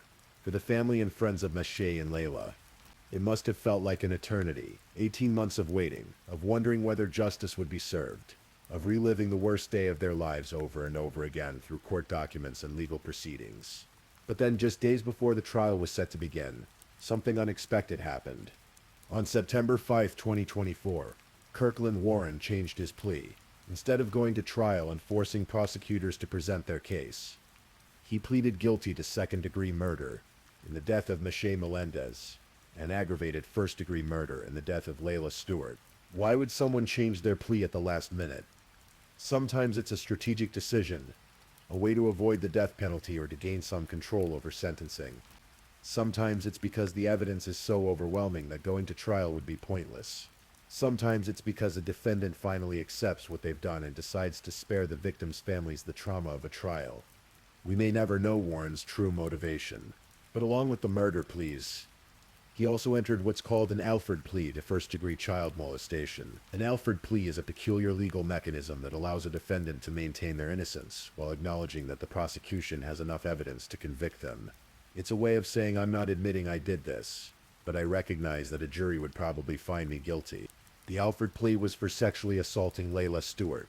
October 8, 2024, nearly 19 months after Michelle and Layla were murdered, Kirkland Warren appeared in Clark County Superior Court for sentencing. Sentencing hearings in murder cases are often emotional affairs. They're the one time when victims' families get to speak directly to the defendant, to tell them about the pain they've caused, to humanize the people who were killed. These statements are called victim impact statements, and they're some of the most powerful moments in the entire criminal justice process. We can only imagine what was said that day. The grandmother who would never see her granddaughter grow up. The siblings who lost a sister. The friends who lost someone they loved. The community members who came to bear witness. And through it all, Kirkland Warren sat there. The man who had taken 2 lives. The man who had destroyed a family. The man who had proven that court orders and bail conditions and protection orders are meaningless if someone is determined enough to ignore them. Judge Darvin Zimmerman delivered the sentence. Life in prison without the possibility of parole for the aggravated first-degree murder of Layla Stewart, plus additional time for the murder of Michelle Melendez and the child molestation charge. Life in prison. No parole. No second chances. No possibility of ever walking free again. For some, this brings a sense of justice, a feeling that the punishment fits the crime. For others, no sentence could ever be enough, because no sentence can bring back a 27-year-old mother and her 7-year-old daughter. The story of Michelle Melendez and Layla Stewart doesn't end with the sentencing. It continues in the lives of the people they left behind, in the changes that their deaths might inspire in how we handle domestic violence cases, in the questions that still linger about how this tragedy could have been prevented. The lawsuit against Clark County continues to work its way through the civil court system. Win or lose, it represents something important. An attempt to hold institutions accountable, to force a reckoning with the systemic failures that allowed Kirkland Warren to be free when he should have been behind bars. Domestic violence is a pattern. It escalates. It doesn't get better on its own. And when someone threatens to kill you, when someone shoots at your house, when someone assaults you with a firearm, those aren't just red flags. They're flashing neon signs that say this person is capable of murder. Michelle Melendez saw those signs. She reported them. She tried to get protection. She did everything right, and she was still murdered, along with her young daughter. That's the part that's hardest to accept. That someone can do everything they're supposed to do, can trust in the system, can believe that law enforcement and the courts will keep them safe, and still end up dead in a rural area east of Washington with a bullet in their head. In the aftermath of tragedies like this, there's often a tendency to focus on the perpetrator, to analyze their motives, to dig into their background, to try to understand how someone becomes capable of such violence. And while that analysis has its place, it can sometimes overshadow the people who were actually harmed. So let's remember Michelle Melendez, not as a victim, but as a person, a 27-year-old woman with hopes and dreams and plans for the future, a mother who loved her daughter, someone who laughed and cried and got angry and felt joy, someone who was trying to build a better life, who was trying to escape a dangerous situation, who deserved to live to see 30 and 40 and 50. And let's remember Layla Stewart, 7 years old, a child who should have been worried about homework and playground games and what to be for Halloween. A child who should have had decades ahead of her, who should have grown up to be whoever she wanted to be. A child who was failed by the very adults who should have protected her. Their names were Michelle Melendez and Layla Stewart. They lived in Vancouver, Washington. They were murdered in March 2023 by someone who had been given every opportunity to hurt them because the system that was supposed to protect them didn't work. As we close this story, we're left with the questions that always linger after tragedies like this. How many other Michelle Melendez are out there right now? How many women have restraining orders that exist only on paper? How many people are living in fear of an ex-partner who has been released on bail despite a history of violence? The statistics are grim. Domestic violence is one of the leading causes of death for women in the United States. And the most dangerous time for a victim of domestic violence is when they try to leave. That's when abusers feel their control slipping away. That's when threats become actions. Ashley tried to leave. She reported the violence. She got a protection order. And she was still killed. What does that say about our system? What does that say about our priorities as a society? These aren't easy questions, and they don't have easy answers. But they're questions we need to keep asking, because every time we stop asking them, every time we accept that this is just how things are, someone else becomes a statistic. Kirkland Warren will spend the rest of his life in prison. That's a form of justice. But Michelle Melendez and Layla Stewart are still dead. That's the truth that no sentence can change. This has been the story of Michelle Melendez and her daughter, Layla Stewart. 2 lives cut short in March 2023 in Vancouver, Washington. May they rest in peace, and may their story remind us of the work that still needs to be done to protect victims of domestic violence.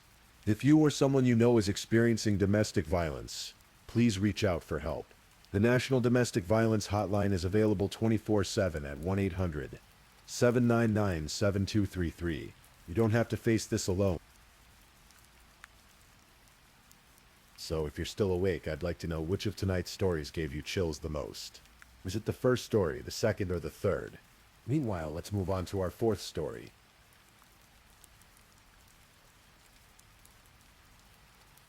Story 4. In the shimmering desert heat of Las Vegas, where neon lights compete with the stars and fortunes change with the turn of a card, there lived a woman whose smile could light up the darkest casino floor. Her name was Shauna Tiafe, and if you'd met her, you would have remembered her, not just because of her petite frame and striking looks, but because of something deeper, a warmth, a kindness that made everyone around her feel seen. Shauna was born on March 13th, 1966, in Salt Lake City, Utah. She grew up in a close-knit family, the kind where Sunday dinners mattered, and people actually talked to each other. When she was 12, her family moved to Broomall, Pennsylvania, and later to Northern Virginia. But it was Las Vegas that called to her, the way it calls to so many seeking reinvention, opportunity, or just a fresh start. In 1994, at 28 years old, Shauna packed her life into boxes and headed west to the desert. Las Vegas in the 90s was a city transforming itself. The old mob-run casinos were giving way to corporate mega-resorts, family-friendly facades masking the same ancient promises of luck and escape. Shauna found work as a cocktail waitress, and she was good at it, really good, at the Palms Casino Resort, one of the city's coolest venues. She moved through the gaming floor with practiced grace, balancing trays of drinks, remembering orders, making small talk with high rollers and penny slot players alike. Her colleagues loved her. Her regular customers requested her section. She had that rare gift of making people feel like they were the only person in the room. But being a cocktail waitress in Las Vegas isn't glamorous. Despite what the movies might tell you, the hours are brutal. Late nights that blend into early mornings. Feet aching in heels, smoke-filled air, and the constant noise of slot machines and drunken laughter. It's hard work, physically and emotionally exhausting. And for Shauna, it was all worth it for one reason. Her daughter Madison. Madison was Shauna's world. Everything she did, every shift she worked, every smile she forced when she was bone-tired. It was all for that little girl. Shauna's friends would tell you that when she talked about Madison, her entire face changed. The weariness would fall away, replaced by pure, uncomplicated joy. Being a mother wasn't just what Shauna did. It was who she was. And then there was George. George Tiafe seemed, on the surface, like exactly the kind of man a single mother might hope to meet. He was a firefighter and EMT for the city of Las Vegas. A position that carried respect and stability. First responders are heroes. After all, the people who run toward danger when everyone else is running away. George had that aura about him, that quiet confidence that comes from knowing you save lives for a living. He was good-looking, charming when he wanted to be, and he pursued Shauna with determination. They married. And for a while it looked like the Las Vegas fairy tale. Two attractive people, both hardworking, building a life together in the suburbs of Summerlin, away from the strip's chaos. On paper, they were the perfect couple. Friends and family who knew them thought they'd found something special. After all, what could go wrong? But behind closed doors, things were different. They always are, aren't they? In the quiet moments away from the public eye, George was not the hero he appeared to be. Friends of Shauna would later describe a man who was controlling, manipulative, verbally abusive. George wanted control. Control of the household. Control of the finances. Control of Shauna herself. For a woman who'd built a life on her own terms, who'd crossed the country to start fresh, who worked hard and loved fiercely, this must have felt like slowly suffocating. By early 2012, Shauna had enough. She made the difficult decision that so many women before her have made. The decision that takes more courage than people realize. She left. In April, Shauna moved out and got her own apartment, still in Summerlin. It wasn't much, but it was hers, and she was proud of it.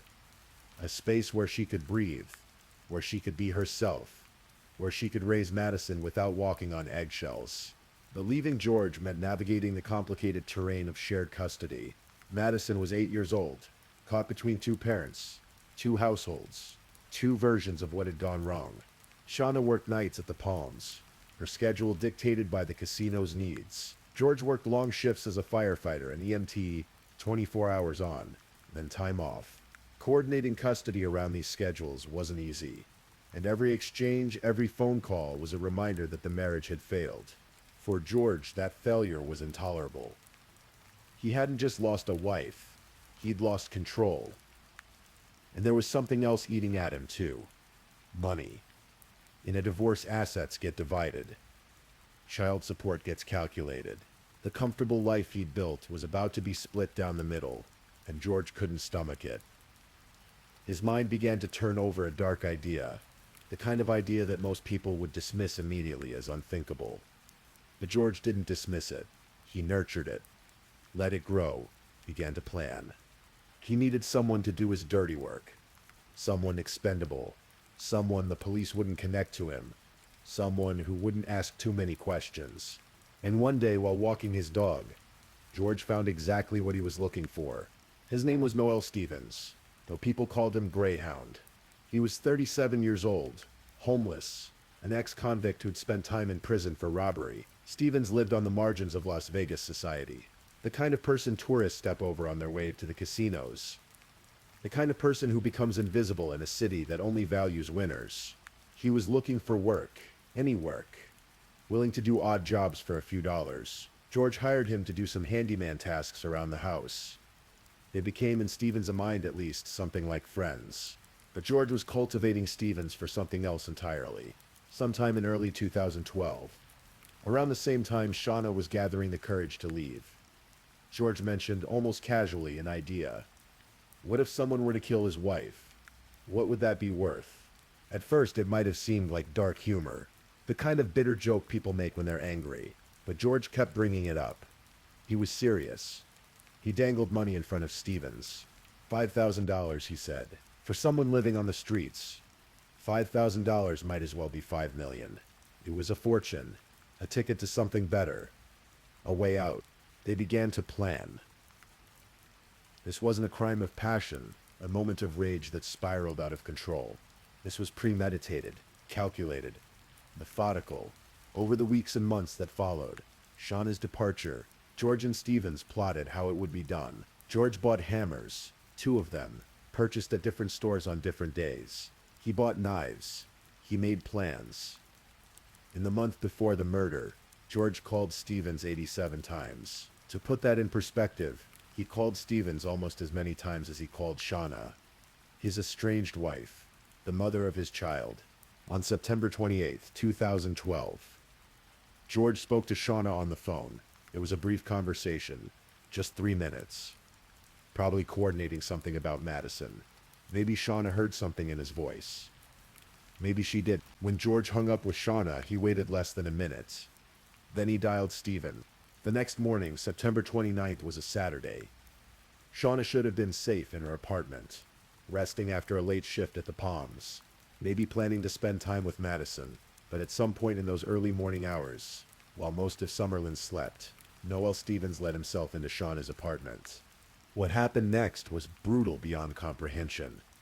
Stevens attacked Shauna with a hammer, striking her in the head with savage force. He hit her 17 times. 17 separate blows, using both the claw and the blunt end of the hammer. Each impact shattered bone, destroyed tissue, ended the life of a woman whose greatest joy was being a mother. The attack was so vicious that Shauna's face was left unrecognizable. Her family would later have to hold a closed casket funeral because there was no way to restore her appearance.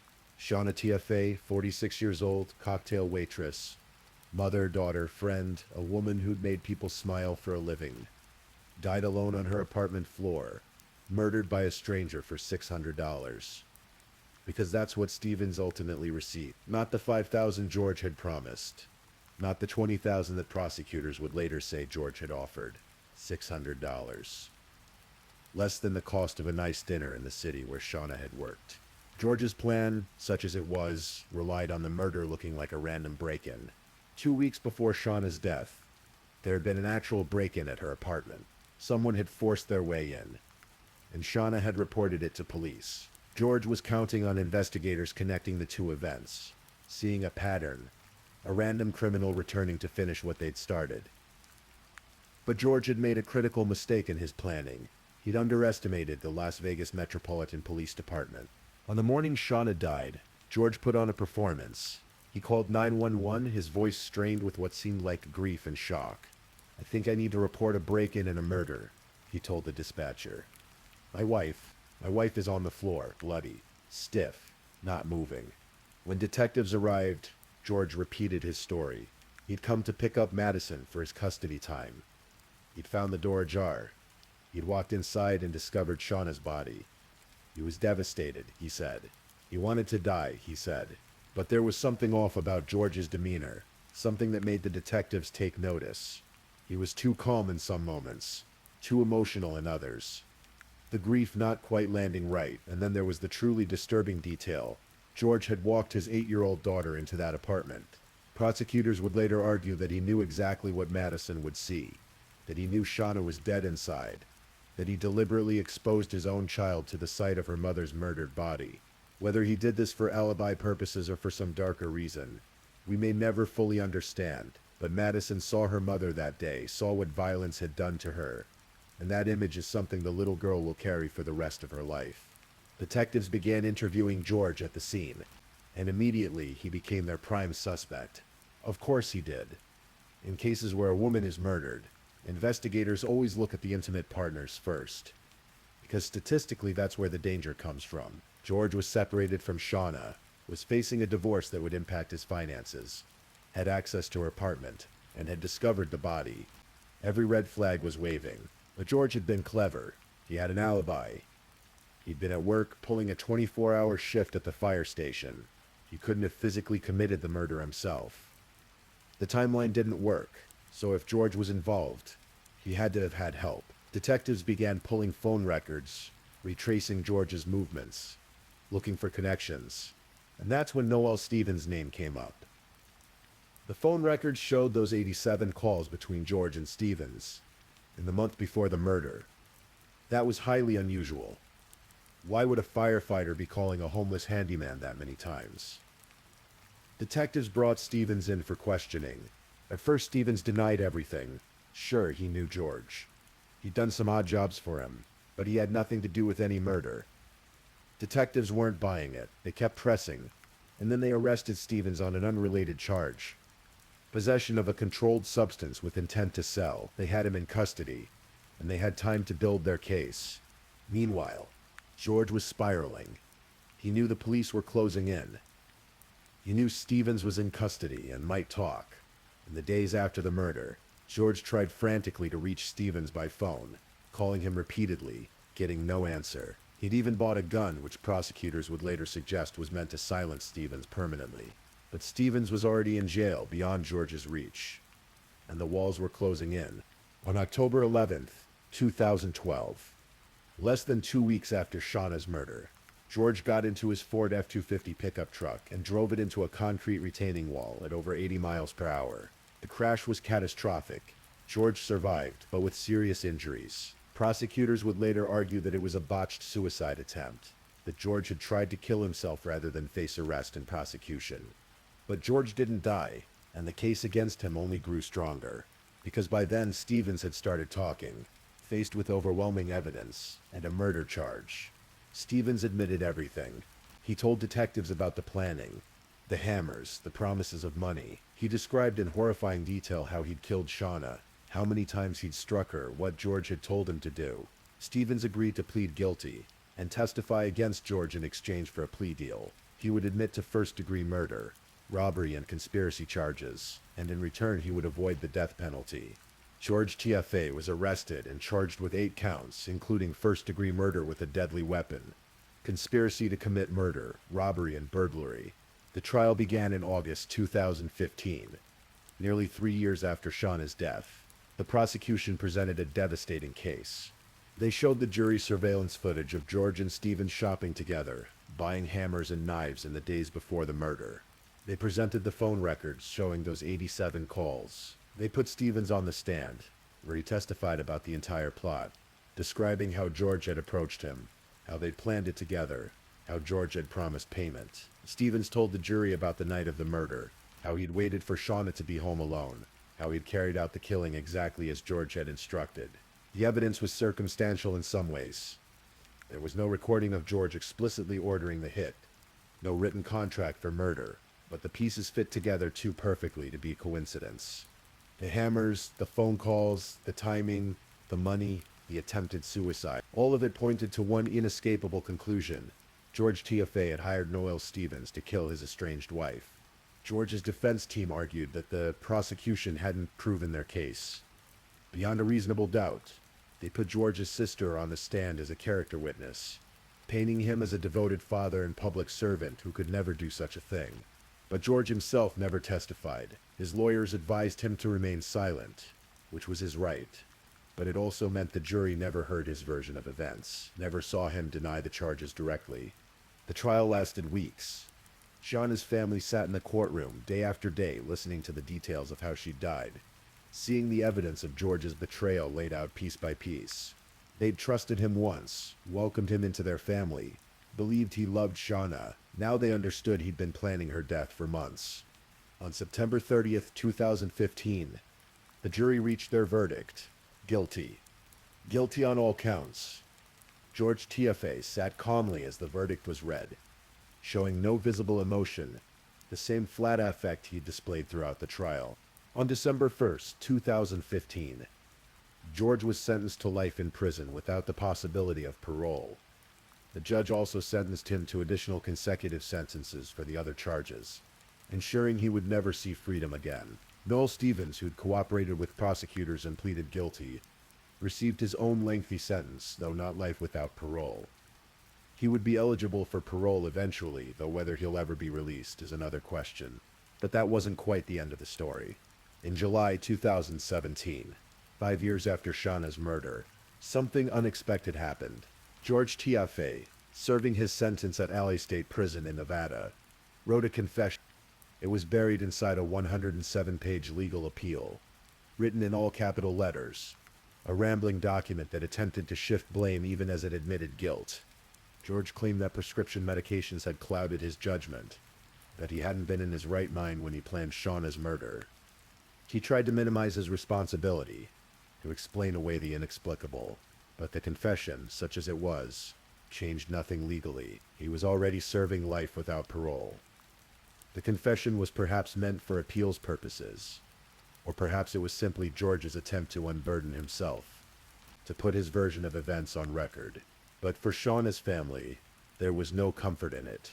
No confession could bring her back. No explanation could make sense of why a father would plan his wife's murder, and then walk his daughter into the crime scene. Today, George TFA remains in prison, and he will die there. Noel Stevens is also incarcerated, serving his time for the role he played in ending Shauna's life. And Madison, who was 8 years old when she lost her mother in the most traumatic way imaginable, is being raised by Shauna's family. They've tried to give her stability, love, a chance at a normal life despite the horror of what she witnessed and what she lost. Shauna's family created a fundraiser called Shauna's Wish to help support Madison's future. Because that's what Shauna would have wanted.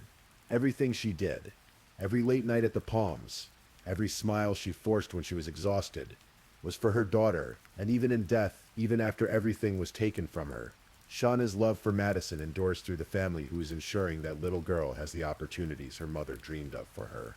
The case of Shauna Tiafe is in many ways a familiar story. A woman leaves an abusive relationship and pays for it with her life. According to the National Coalition Against Domestic Violence, the period after leaving an abusive partner is the most dangerous time for victims. The loss of control, the threat of financial consequences, the public failure of the relationship. For some abusers, these factors trigger escalation to lethal violence. Shauna did everything right. She left, she got her own place. She was building an independent life, and still her husband found a way to destroy her. What makes this case particularly disturbing is the premeditation, the cold calculation of it all. This wasn't a crime of passion. George had months to change his mind, to see reason, to remember that Shauna was the mother of his child, a human being who deserved to live. Instead, he spent those months planning her death, shopping for murder weapons, grooming a desperate man to do his dirty work, making dozens of phone calls to ensure his plan would succeed. And perhaps the most chilling aspect of all, George was a first responder. He'd taken an oath to protect and serve, to save lives, to run into burning buildings when others ran out. He was supposed to be a hero. Instead, he became a killer, using his knowledge of crime scenes and investigations to try to craft the perfect murder. He understood how police think, how evidence gets collected, how alibis work. He thought he was smarter than the detectives who would investigate his wife's death. He was wrong. In Las Vegas, where Shauna lived and died, the lights still shine. The Palms Casino, where she worked for years, still serves drinks to gamblers, hoping for a lucky break. The apartment in Summerlin where she died has likely been rented to someone else by now, someone who may not even know what happened there. Life goes on in the city of second chances, and Shauna's story becomes one of thousands of tragedies that have played out in the desert. But she wasn't just a statistic, just another true crime story. Just another woman killed by a man who claimed to love her. Shauna Tiafe was a daughter, a friend, a cocktail waitress who made people smile. And most importantly, a mother who loved her child more than anything in the world. She deserved to watch Madison grow up, to see her daughter graduate, fall in love, maybe have children of her own. She deserved to grow old, to retire from the casino floor, to spend her later years in peace. She deserved to live. George Tiafe took all of that away. Not in a moment of rage, not in a split-second decision he couldn't take back, but deliberately, methodically, over weeks and months of planning, he took away Madison's mother. He took away a daughter from her parents. He took away a friend from the people who loved her. And for what? Money? Pride? The inability to accept that his wife didn't want to be married to him anymore? There's no answer that makes sense. No explanation that satisfies. Evil rarely makes sense when you look it in the eye. And make no mistake, what George Tiafe did was evil. Not the supernatural kind you see in horror movies, but the human kind, the banal kind. The kind that wears a firefighter's uniform and smiles for family photos and shakes hands with colleagues, all while planning murder in the quiet spaces of its mind. Justice, such as it exists, has been served. George will never be free. Stevens will spend decades, at minimum, behind bars. But justice doesn't resurrect the dead. It doesn't erase trauma. It doesn't give Madison her mother back. So tonight, as you drift off to sleep, spare a thought for Shauna Tiafe. Remember her not as a victim, but as a person who lived, who loved, who worked hard and laughed often, and made the world a little brighter for the people around her. Remember that behind every true crime story is a real human being, whose life mattered, whose absence leaves a hole that can never be filled. And if you're someone who's trying to leave a dangerous relationship, know this. Shauna's story doesn't mean you shouldn't leave. It means you should leave carefully, with help, with a safety plan, with people who support you. Call the National Domestic Violence Hotline. Tell people what's happening. Document everything. Leave when your abuser isn't home. Change your routines. Get a protective order. Don't go back no matter what they promise. Your life matters. Your safety matters. And there are people who want to help you survive. who want you to have the future that Shauna TFA never got to see. Please, if you're still awake, let's move on to our last story.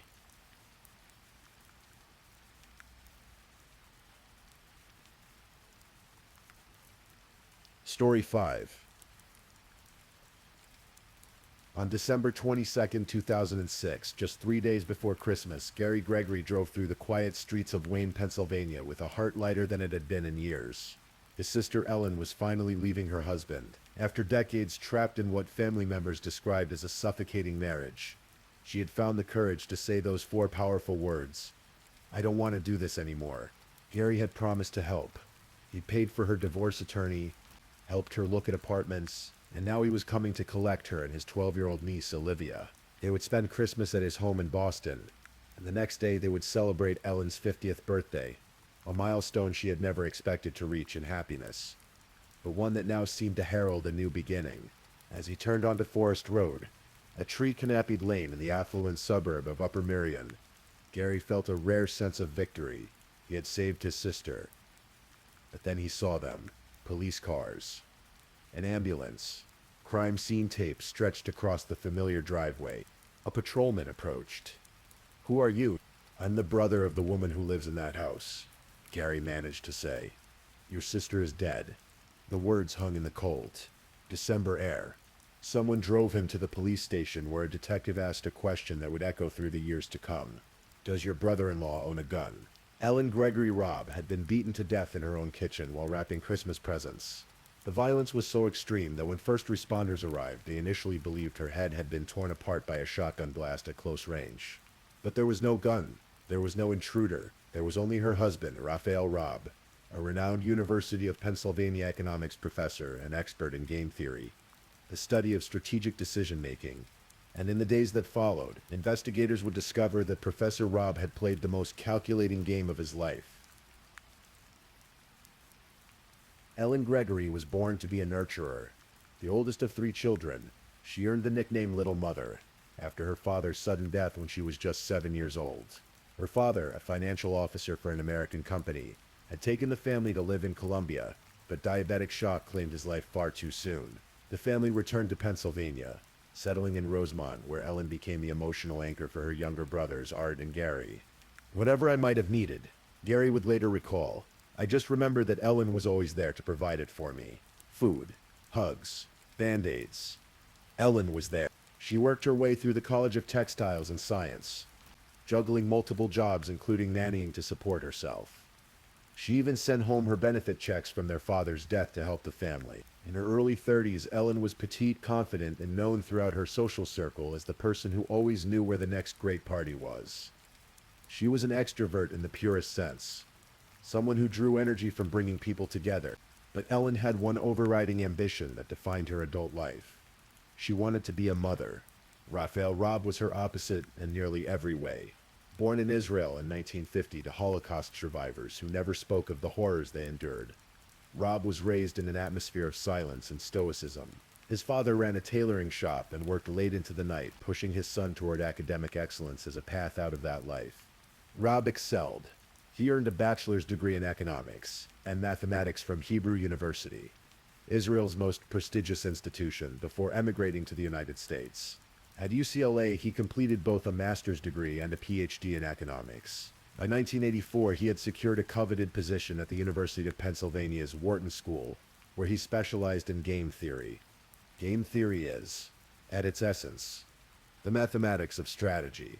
It analyzes human interactions, whether in business negotiations, legal disputes, or even domestic arguments, by modeling each party's options and the associated risks and rewards. A skilled game theorist can think many moves ahead, always positioning themselves for the optimal outcome. Raphael Robb would eventually become one of the world's foremost experts in this field. More than a decade after murdering his wife, his academic standing remains so high that he was ranked in the top 5% of economists worldwide. Ellen met Raphael through a dating service in the late 1980s. At first, she wasn't sure about him. He was so quiet, so different from her warm, outgoing personality. But he had that prestigious position at Penn, and he took her to expensive restaurants in Center City. His work promised visiting professorships abroad, which reminded her of her father, the international businessman. And Raphael seemed to understand what she wanted most. A family. Gary Gregory remembers his first impressions of his future brother-in-law. He had some strange ways about him, but they were easy to dismiss as cultural differences or eccentricities. In old photographs from that era, Raphael cuts an almost blank figure. He's tall and broad-shouldered, but his face seems empty somehow, his features minimal. Even then, he was controlling about money, insisting on maintaining separate finances before and after marriage. At Gregory family gatherings, he would sit quietly, sometimes sweeping tangerine peels and nutshells off the table onto the floor. "Rafe," someone would protest. He'd respond with feigned confusion, leaving the garbage for someone else to clean up. When anyone asked about his work, he offered stiff insults.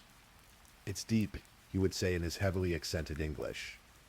"I could try to tell you, but you wouldn't understand." Ellen's brother Art, along with aunts and uncles, urged Ellen to reconsider the relationship. "I said to her many times."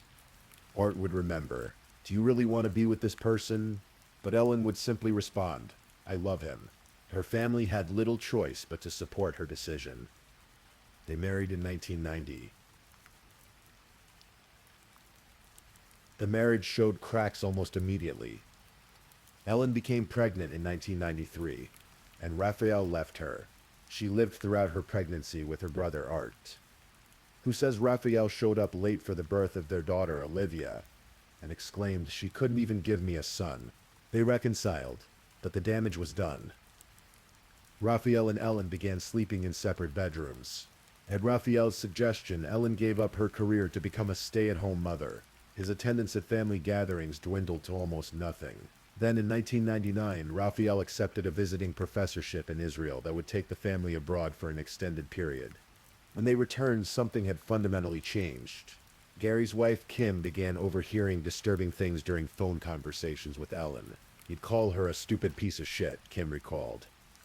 In person, Ellen confessed to Kim that Raphael's emotional abuse had intensified. He would demean her in ways both petty and profound. After she finished cleaning the bathroom, he would undo his pants in front of her and urinate in the sink, a gesture of pure contempt.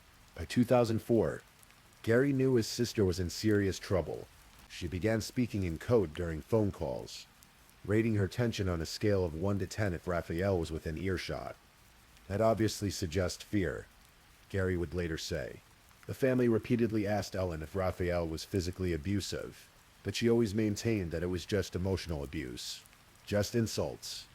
But friends and neighbors were beginning to see signs that troubled them deeply. Neighbor Mary Beth Pedlow had known Ellen since their days together in the Bamberger's department store management training program. She watched as the Robb household transformed. When they returned from Israel, their beautiful home, once a tastefully decorated showplace with artwork collected during international travels, had been trashed by renters. Raphael had been angry enough to keep the security deposit but didn't lift a finger to repair the damage. He didn't lift a finger to put the place back in order. Pedlow remembered. "I think something in Ellen's spirit kind of broke then. The house filled with clutter, boxes upon boxes, many unopened, created narrow pathways through rooms that had once been immaculate. Ellen was developing a hoarding disorder, though no one used that term at the time. What they didn't fully understand then was that hoarding, depression, and obsessive-compulsive disorder are often linked to trauma, particularly domestic abuse. Raphael seemed to advertise his dominance over Ellen in small, cruel ways. He drove new BMWs while Ellen shuttled their daughter around in a beat-up Subaru. The message was clear to everyone who knew them. I have the money, I have the power. Ellen confided in friends like Pedlow that she wanted to leave, but Raphael had made a chilling threat. If she tried to divorce him, he would take Olivia to Israel, and Ellen would never see her daughter again. Another friend, Luann Dubin, had a daughter named Brooke who was close with Olivia. The girls had been friends for years, but around 2003, the sleepovers at the Robb house began to change. Brooke would call before bed. "Can you come pick me up?" The house had become uncomfortable. Some nights Brooke heard yelling, fights, dishes breaking. Other times she heard Raphael speaking disparagingly to Olivia about her mother, often telling the 12-year-old that Ellen had no money, as if teaching the girl to view her mother with contempt. There were never any calls to police about domestic disturbances at the Robb home. After her mother's death, Olivia told investigators she never saw violence, but the psychological abuse was relentless and methodical. Then, in October 2006, Ellen attended a high school friend's birthday party, or rather, she didn't. She called her old friend Becky Rector to say she couldn't come. She was embarrassed. She had a black eye and her husband had given it to her. Rector pulled over in a parking lot and cried with Ellen for nearly 2 hours. For the first time, Ellen admitted that Raphael had become physically violent.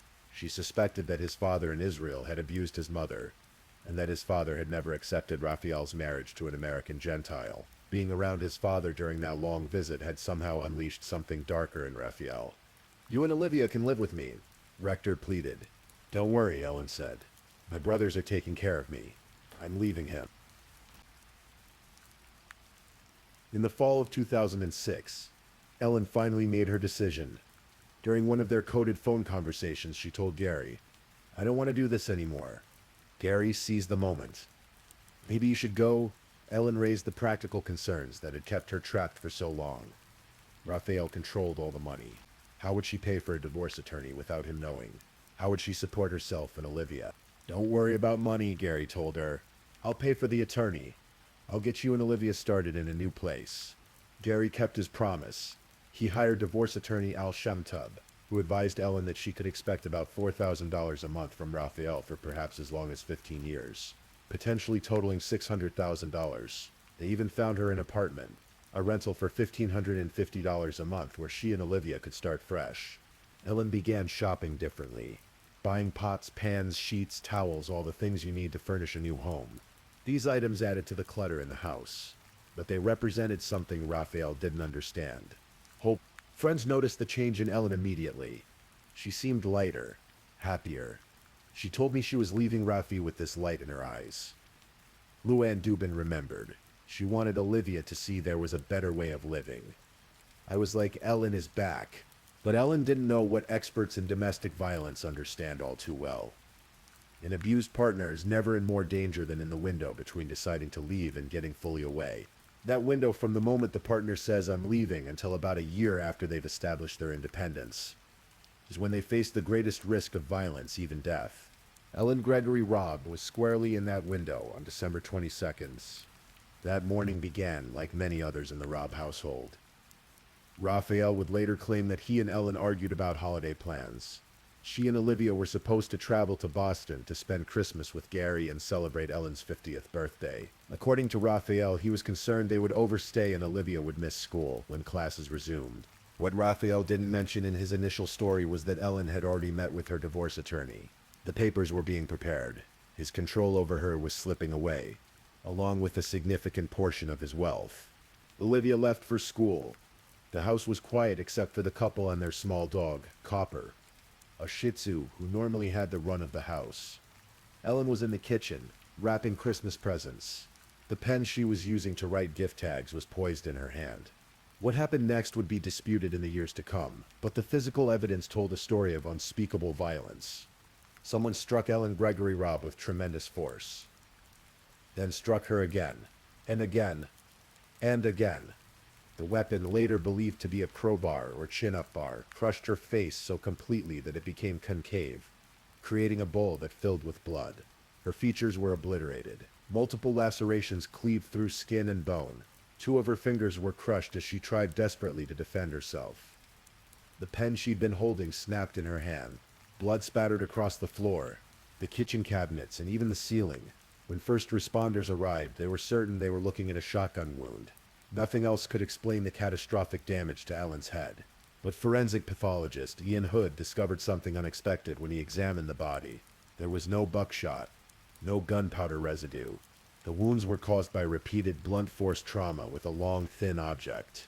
Someone had beaten Ellen Gregory Robb to death with methodical fury. The killer used far more force than necessary, Hood informed investigators.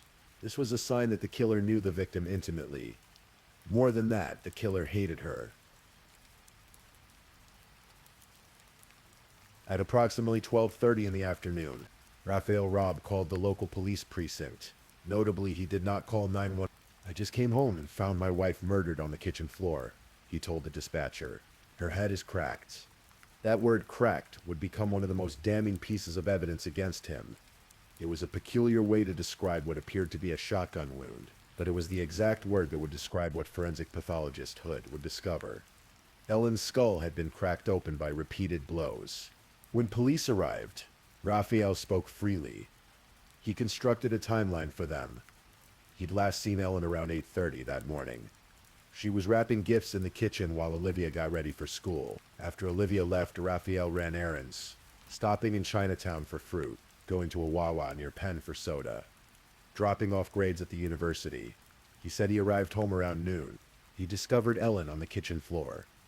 He briefly touched her face, realized she was dead, and went upstairs. He left his laptop and briefcase on his bed. Then he heard Copper, their Shih Tzu, barking in Olivia's bedroom. He checked, concerned that Olivia might have come home early from school, but found only the dog. Copper was locked inside the bedroom. Raphael went back downstairs to call the police, but suddenly needed to urinate. He walked down the hall to the bathroom and noticed that the glass in the rear door was shattered. Finally, he called the police. Not 911, but the local precinct. Investigators immediately spotted problems with his story. Parts of his alibi checked out. Surveillance footage showed him drinking an entire soda at the Wawa, and the university confirmed he dropped off grades. But employees at the Chinatown Purdue store he claimed to visit didn't remember seeing him that day. The timing seemed off.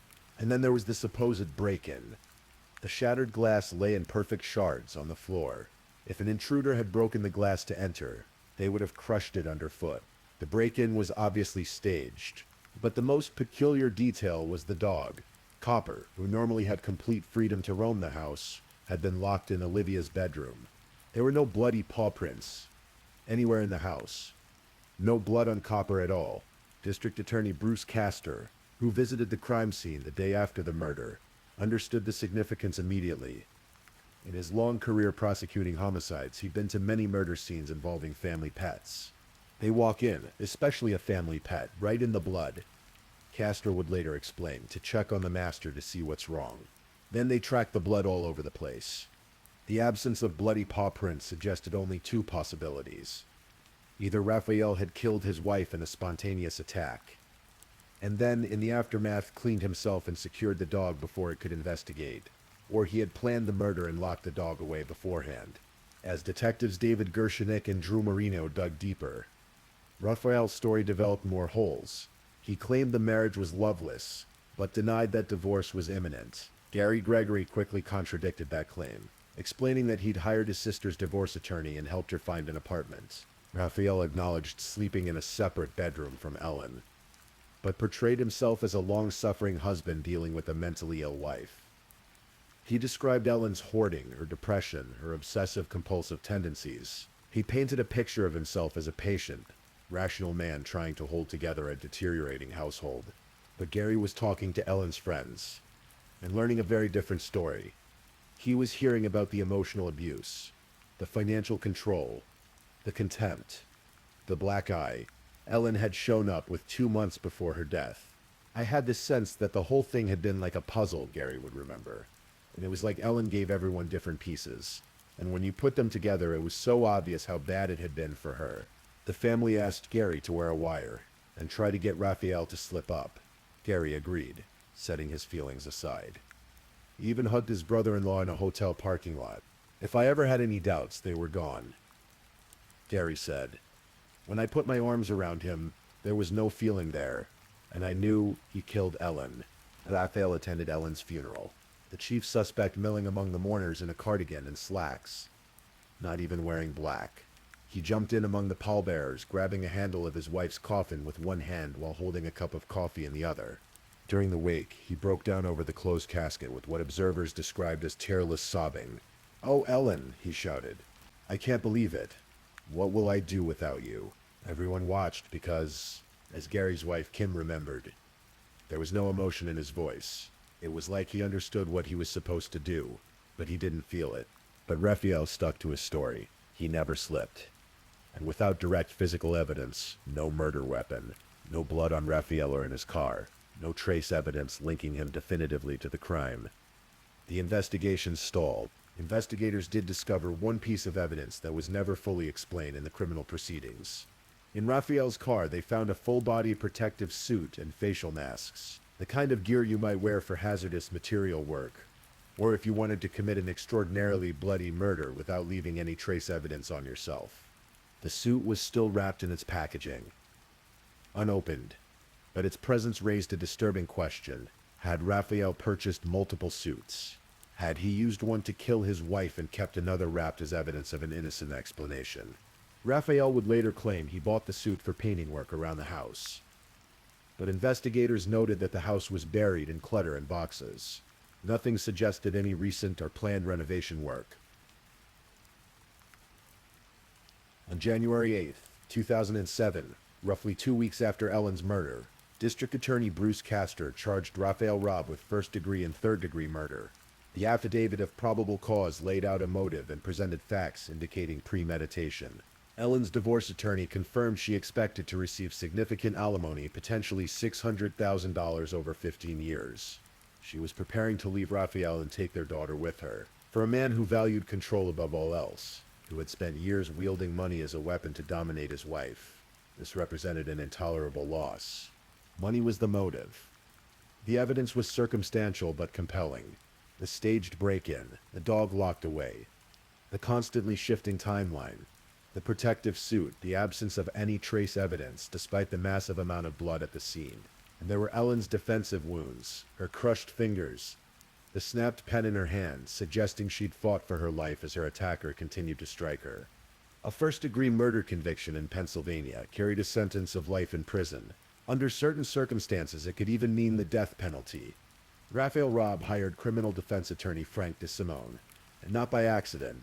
DeSimone had defeated Bruce Castor in only one homicide case during Castor's career, the 1994 acquittal of Patty Swinehart, who had been accused of plotting her estranged husband's murder. Castor had been so stung by that loss that he kept a courtroom drawing from the case displayed in his office as a reminder. DeSimone thought an acquittal was possible, but he also understood the risks. A jury trial on first-degree murder charges was a gamble. If they lost, his client would likely die in prison. Bruce Castor had his own concerns about going to trial. The case was circumstantial. There were boot prints in the blood, but experts couldn't definitively match them to Raphael's size 12 shoe, and no boots had been recovered. For all the blood at the scene, there was none on Raphael, none in the house's plumbing, none in his car. In the age of CSI-influenced juries, Castor knew that circumstantial evidence could be a tough sell. In March 2007, Castor approached DeSimone with an offer. If Raphael would plead guilty to voluntary manslaughter, the first-degree and third-degree murder charges would be dropped. Voluntary manslaughter is defined as killing someone in the heat of passion, with serious provocation but without premeditation. The sentence range in Pennsylvania was 5 to 10 years, meaning Raphael could potentially be paroled in as little as 4.5 years. From a game theory perspective, the calculation was straightforward. A first-degree murder conviction meant life in prison, or worse. A manslaughter plea meant a maximum of 10 years, with the possibility of much less. Any rational person weighing costs versus benefits would take the deal. But there was something else Raphael would gain from a plea deal: the opportunity to control the narrative. Without a trial, there would be no extensive cross-examination of witnesses, no detailed presentation of evidence. The official record of what happened to Ellen Gregory Robb would be largely written by her killer. Raphael delayed for months, but ultimately he accepted the deal. On November 26, 2007, he entered his guilty plea. In his plea statement, Raphael told his version of events. He and Ellen argued that morning in the kitchen about the Boston trip. He expressed concern that she and Olivia would overstay, causing their daughter to miss school. The argument escalated. Ellen pushed him. She was 5'4" and overweight. He was 6 feet tall and fit, but according to Raphael, when she pushed him, he fell and struck his head on the counter. "I just lost it," he told the judge. A chin-up bar he had yet to install was lying nearby on the kitchen floor.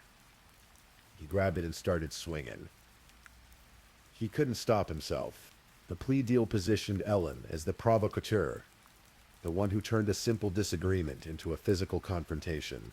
The legal term used was serious provocation, which suggested that Ellen bore some responsibility for her own death. Gary and Art Gregory had mixed feelings about the plea. They believed Raphael had premeditated the murder, but they were also relieved to avoid a trial, and to have Raphael admit at least that he had killed their sister. They still trusted Bruce Castor, the high-profile prosecutor who had won so many cases against powerful defendants. What they didn't realize was that the plea was just the beginning of Raphael's efforts to rewrite history. Raphael's sentencing hearing, held in November 2008, became what Ellen's family would later describe as a second murder scene. This time, an assassination of her character. Raphael's defense team brought in psychologist William Russell, who had never personally examined Ellen, but claimed to have reviewed her medical records and interviewed her husband extensively. Russell testified that Ellen had become severely dysfunctional after Olivia's birth. She suffered from depression, obsessive-compulsive disorder, and hoarding. She fed Olivia from a bottle until the child was 6 years old, suggesting a deeply unhealthy attachment. According to Russell's testimony, Ellen had spiraled into mental illness while Raphael did his best to hold the household together. He made dinner. He shopped for groceries. He tried to manage his wife's free spending as she accumulated mountains of items they didn't need, cluttering the house with boxes that were never even opened. "There are victims all over the place," defense attorney Frank DeSimone told the court. He stated flatly, "This is not a domestic abuse case." Gary and Art Gregory both testified, but they said later that they weren't properly prepared by Castor, the prosecutor who had recently won a race for Montgomery County Commissioner and was juggling his new duties. Didn't prime them on what they could and couldn't say. They angered the judge with missteps, like arguing that their sister's killing had been premeditated, something outside the scope of the manslaughter plea. Most devastatingly, Castor didn't call any of Ellen's friends to testify. Luann Dubin, Mary Beth Pedlow, Sharon Selman, the women who had known Ellen best and could have refuted Russell's characterization, sat in the courtroom, ready to speak. They'd approached Castor multiple times, volunteering their testimony. "Please use us," Pedlow had urged. "We know what happened. I'm the DA," Castor told them. "I know what I'm doing. I'll use you if I need you." He never called them. The women sat there, watching the distorted portrait of their friend go unchallenged. Ellen didn't feed Olivia from a bottle until she was 6 years old. The child ate regular food and carried a bottle of juice to sweeten the taste of medicine she took for a digestive condition. Ellen wasn't an uninvolved mother. She baked cookies for school events, led a brownie troupe, and won Volunteer of the Year at Olivia's elementary school in 2004. And the hoarding? Yes. Ellen had developed a hoarding problem, but her friends understood the context that was never explained to the judge. The clutter had gotten worse in the months before her death, because she'd been buying everything she'd need to furnish a new apartment. Pots, pans, dishes, sheets, towels, lamps. These weren't symptoms of her mental illness. They were evidence of her escape plan.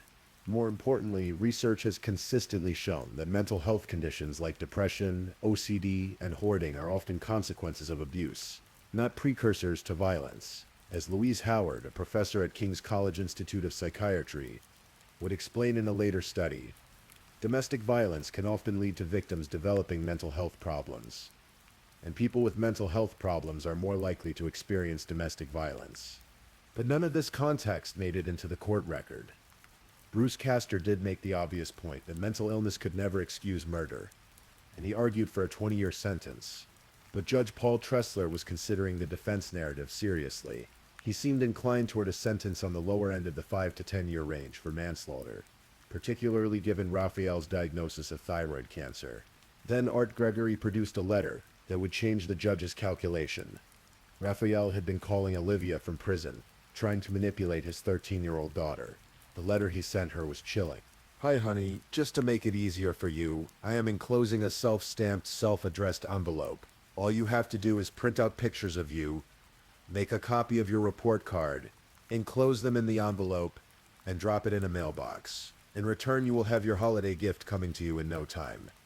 I'd hate to delay sending you the gift, but I won't do so unless I get these items. Remember also that I will be shipped out of the area soon, so if you don't send the items within a day or two, I won't get them for months, if at all. Won't the love of money propel you into action? Love and kisses, Dad." The letter revealed Raphael's fundamental worldview. Everyone was motivated by money. Even his own daughter could be bought. Even affection could be transacted. Judge Tressler rejected Castor's request for 20 years. But citing Raphael's manipulative behavior, sentenced him to 5 to 10 years in prison with 10 years of probation to follow. Raphael Robb would be eligible for parole in 2012. Gary Gregory refused to let his sister's story end. with that sentencing hearing. In early 2007, while Raphael still maintained his innocence, Gary founded a nonprofit organization called Every Great Reason, the initials matching his sister's first and middle name, Ellen Gregory. The organization's mission was to raise awareness about domestic abuse and provide resources to people who might be in situations similar to Ellen's. Gary threw himself into the work with the intensity of someone trying to transform tragedy into meaning. "We have to find some way to turn this tragedy into triumph," he had told his wife Kim that awful weekend after Ellen's death. Gary contacted domestic violence experts like Beth Sturman, director of Laurel House, and Maria Macaluso, director of the Women's Center of Montgomery County. When he described Ellen's relationship with Raphael, both women recognized the pattern immediately. They'd seen it hundreds of times. The relationship often begins with generosity and charm. Then comes subtle, controlling behavior. Money becomes a weapon. The abuser demeans their partner's family and friends, establishing dominance. The abuse is usually emotional at first, but then it escalates into physical violence. Half of abused women never know to the hospital or call the police. They feel shame. They blame themselves. Ellen's habit of giving different pieces of information to different people was textbook behavior for someone trying to ask for help while still protecting themselves and their child. It was a muted cry from someone who was still blaming herself for her situation. And the fact that Ellen was killed just weeks after deciding to leave Raphael, that timing was tragically predictable. As Maria Macaluso explained, there is a window from right after the partner says "I'm leaving" until about a year after they've gone, when they face the greatest danger. Raphael Robb had murdered his wife in the deadliest window of domestic violence. To anyone who understood these patterns, Ellen's death was a textbook case. But Gary's most important fight was still ahead. In November 2012, after serving 5 years in prison, Raphael applied for parole under Pennsylvania law. Inmates convicted of violent crimes are eligible for parole after serving the minimum sentence if they demonstrate good behavior and accept responsibility for their crime. Raphael had done both. He'd been a model prisoner. He'd pleaded guilty and expressed remorse. The parole board approved his release. Gary Gregory immediately launched a public campaign. He rallied media attention, organized letter-writing efforts, and enlisted both Bruce Castor and Judge Tressler to weigh in. The judge wrote a detailed letter describing Raphael's manipulative behavior toward his daughter, which had continued from prison. The outpouring was so intense that the parole board did something rare. They rescinded their decision. Raphael Robb would not be released early. Working with State Representative Mike Vereb, Gary helped pass legislation they called Ellen's Law. The new law guaranteed that victims' families could address the parole board before any vote on releasing a violent offender. Since its passage, more than 5,000 survivors have appeared before parole boards in Pennsylvania to tell their stories. Each one represents some victory for Ellen, Gary said. The fight to keep Raphael in prison became an annual ritual. Every year, Raphael would apply for parole. Every year, the Gregory family, now using the law Ellen had inspired, would appear before the parole board to oppose his release. And every year, they won. Raphael Robb would serve his full 10-year sentence. But Gary wasn't finished. In 2014, the family filed a wrongful death lawsuit against Raphael. They hired renowned civil attorney Robert Mongaluzzi, and the case went to trial that November. The civil trial operated under different rules than a criminal case. The standard of proof was lower, preponderance of evidence rather than beyond reasonable doubt, and Raphael could be compelled to testify. For the first time, Raphael Robb would have to answer questions under oath without the protection of a carefully negotiated plea agreement. The trial was explosive. Olivia, now 20 years old, testified that she had been afraid of her father, contradicting what she'd told police as a 12-year-old girl. She described his violent temper and controlling behavior. But the key witness was Raphael himself. Attorney Bob Mongaluzzi wasted no time establishing the terms of engagement. As soon as Raphael settled into the witness chair, Mongaluzzi advanced. "You're a killer and a liar, Mr. Robb, aren't you?" Raphael paused for only a moment before responding with clinical precision. "Killer, yes. A liar, too, yes." Then Mongaluzzi revealed evidence that had never been presented in criminal court. The protective suit found in Raphael's car. The suit was still wrapped in its packaging, but Mongaluzzi argued that this detail was precisely what made it significant. Perhaps Raphael had owned more than one suit, using one to commit the murder and keeping another wrapped as proof of an innocent explanation. What would an economics professor need with a hazmat suit? Mongalusi didn't ask Raphael about the suit directly. Instead, he asked Raphael to walk through what happened after he killed his wife. The testimony that followed strained credibility to the breaking point. Raphael claimed that after he dropped the murder weapon, creating a massive blood spatter that covered the floor, cabinets, and ceiling, he wandered out to the garage and suddenly realized he was covered in blood. So he returned to the kitchen, standing near his dead wife's body, and stripped off his bloody clothes. He removed his shirt, then his boots, carefully balancing on one leg while standing on the boots to avoid leaving footprints. Then he removed his socks and pants, the same way until he stood naked atop a pile of bloody clothing, surrounded by his wife's blood. He walked upstairs on tiptoe, somehow without dripping any blood on the floor, and went into the bathroom. There he happened to keep a box of large lawn and leaf bags and baby wipes. He used the wipes to clean every trace of blood from his body, placed them inside a leaf bag, got dressed in fresh clothes, and then, still without leaving any trace evidence, carried the bag back downstairs to the murder scene. He somehow re-entered that slaughterhouse in new shoes and clothing, collected the murder weapon in his bloody clothes, and sealed everything in the bag. Mongalusi methodically destroyed this story. How could Raphael have gone upstairs without any blood from his skin dripping onto the floor? How could he have stepped back into that blood-soaked kitchen in new shoes and removed evidence without leaving a single trace? And most damningly, if Raphael had actually walked into the garage while still wearing his bloody boots and then returned to the kitchen, why did the boot prints only point in one direction toward the garage? Wouldn't it make more sense, Mongalusi argued, to believe that Raphael had planned everything, that he'd donned a protective suit, murdered his wife, and walked out to the garage where he bagged the suit, the weapon, and his bloody clothes, emerging clean exactly as the hazmat suit was designed to work? The jury didn't need to determine whether Raphael had committed first-degree murder. They only needed to decide whether he was liable for Ellen's death, and what damages were appropriate. The verdict was swift and punitive. $124 million. It was a hollow victory. Most of Raphael's assets were tied up in pension and investment funds that are typically protected from civil judgments. The court battles to recover anything for Olivia would drag on for years. But for Gary Gregory, the civil trial accomplished something more important than financial compensation.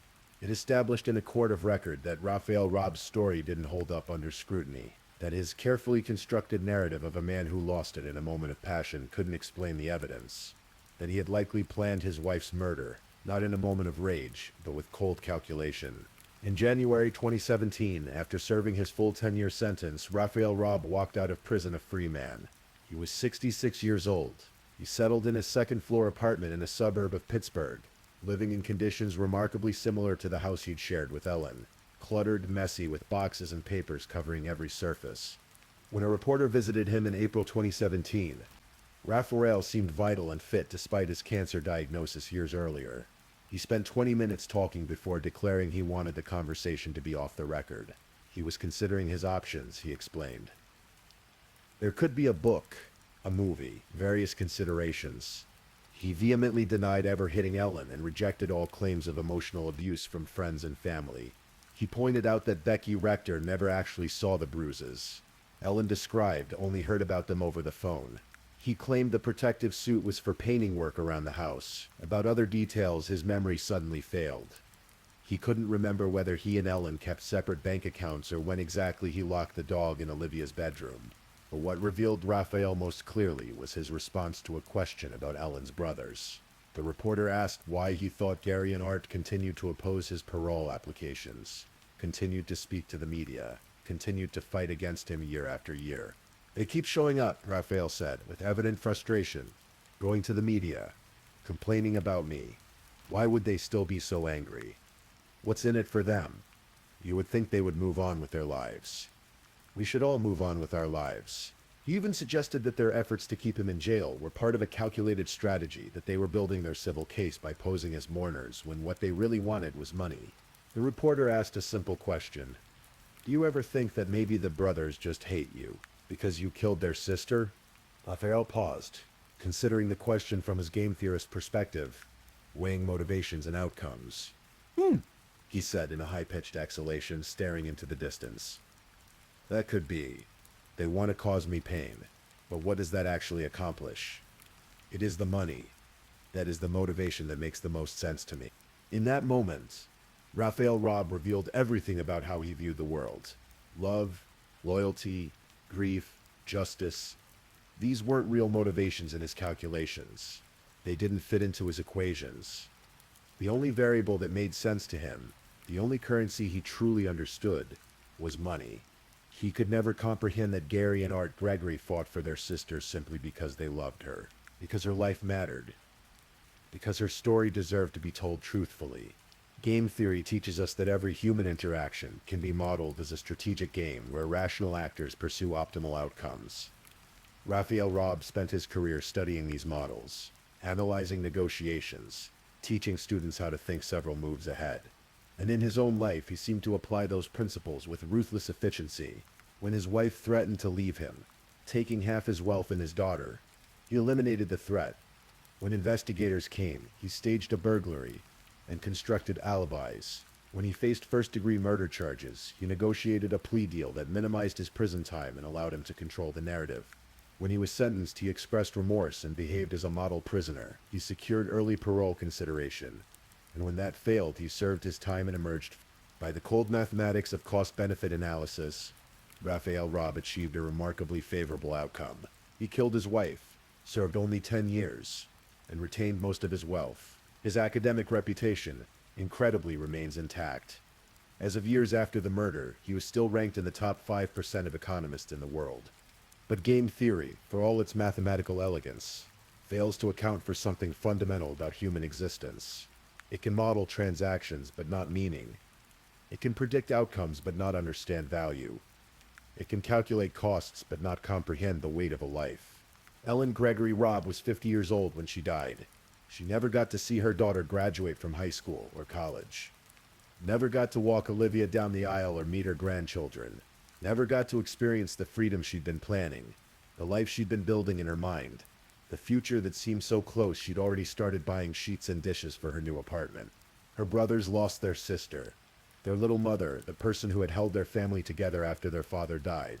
Olivia lost her mother at 12 years old and grew up knowing her father had killed her.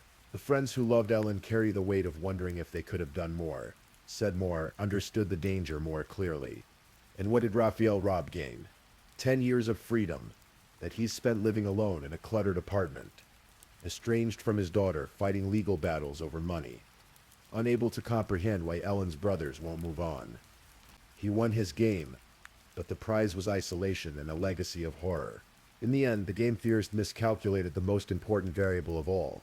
He could plan the murder, he could stage the scene, he could negotiate the plea, but he couldn't calculate the enduring power of love, the permanence of loss, or the way that some truths refuse to stay buried no matter how carefully you construct your narrative.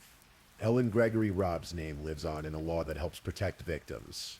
Her story is told and retold as a warning about the lethal danger that lurks in controlling relationships. And her brothers continue to fight, not for money, but for something Raphael Robb's equations could never capture. The simple, immeasurable truth that their sister's life mattered. She mattered more than any outcome, more than any strategy, more than any game. If you or someone you know is experiencing domestic abuse, please reach out for help. The National Domestic Violence Hotline is available 24/7 at 1-800-799-7233, or you can text START to 8878. You are not alone, and there is support available. Thank you for listening to tonight's true crime story. Rest peacefully knowing that another story awaits you next time, ready to accompany you on another journey toward restorative sleep. But if you're still awake, don't forget to like and subscribe so you don't miss our next true crime stories. And until next time, stay safe and take care. Good night.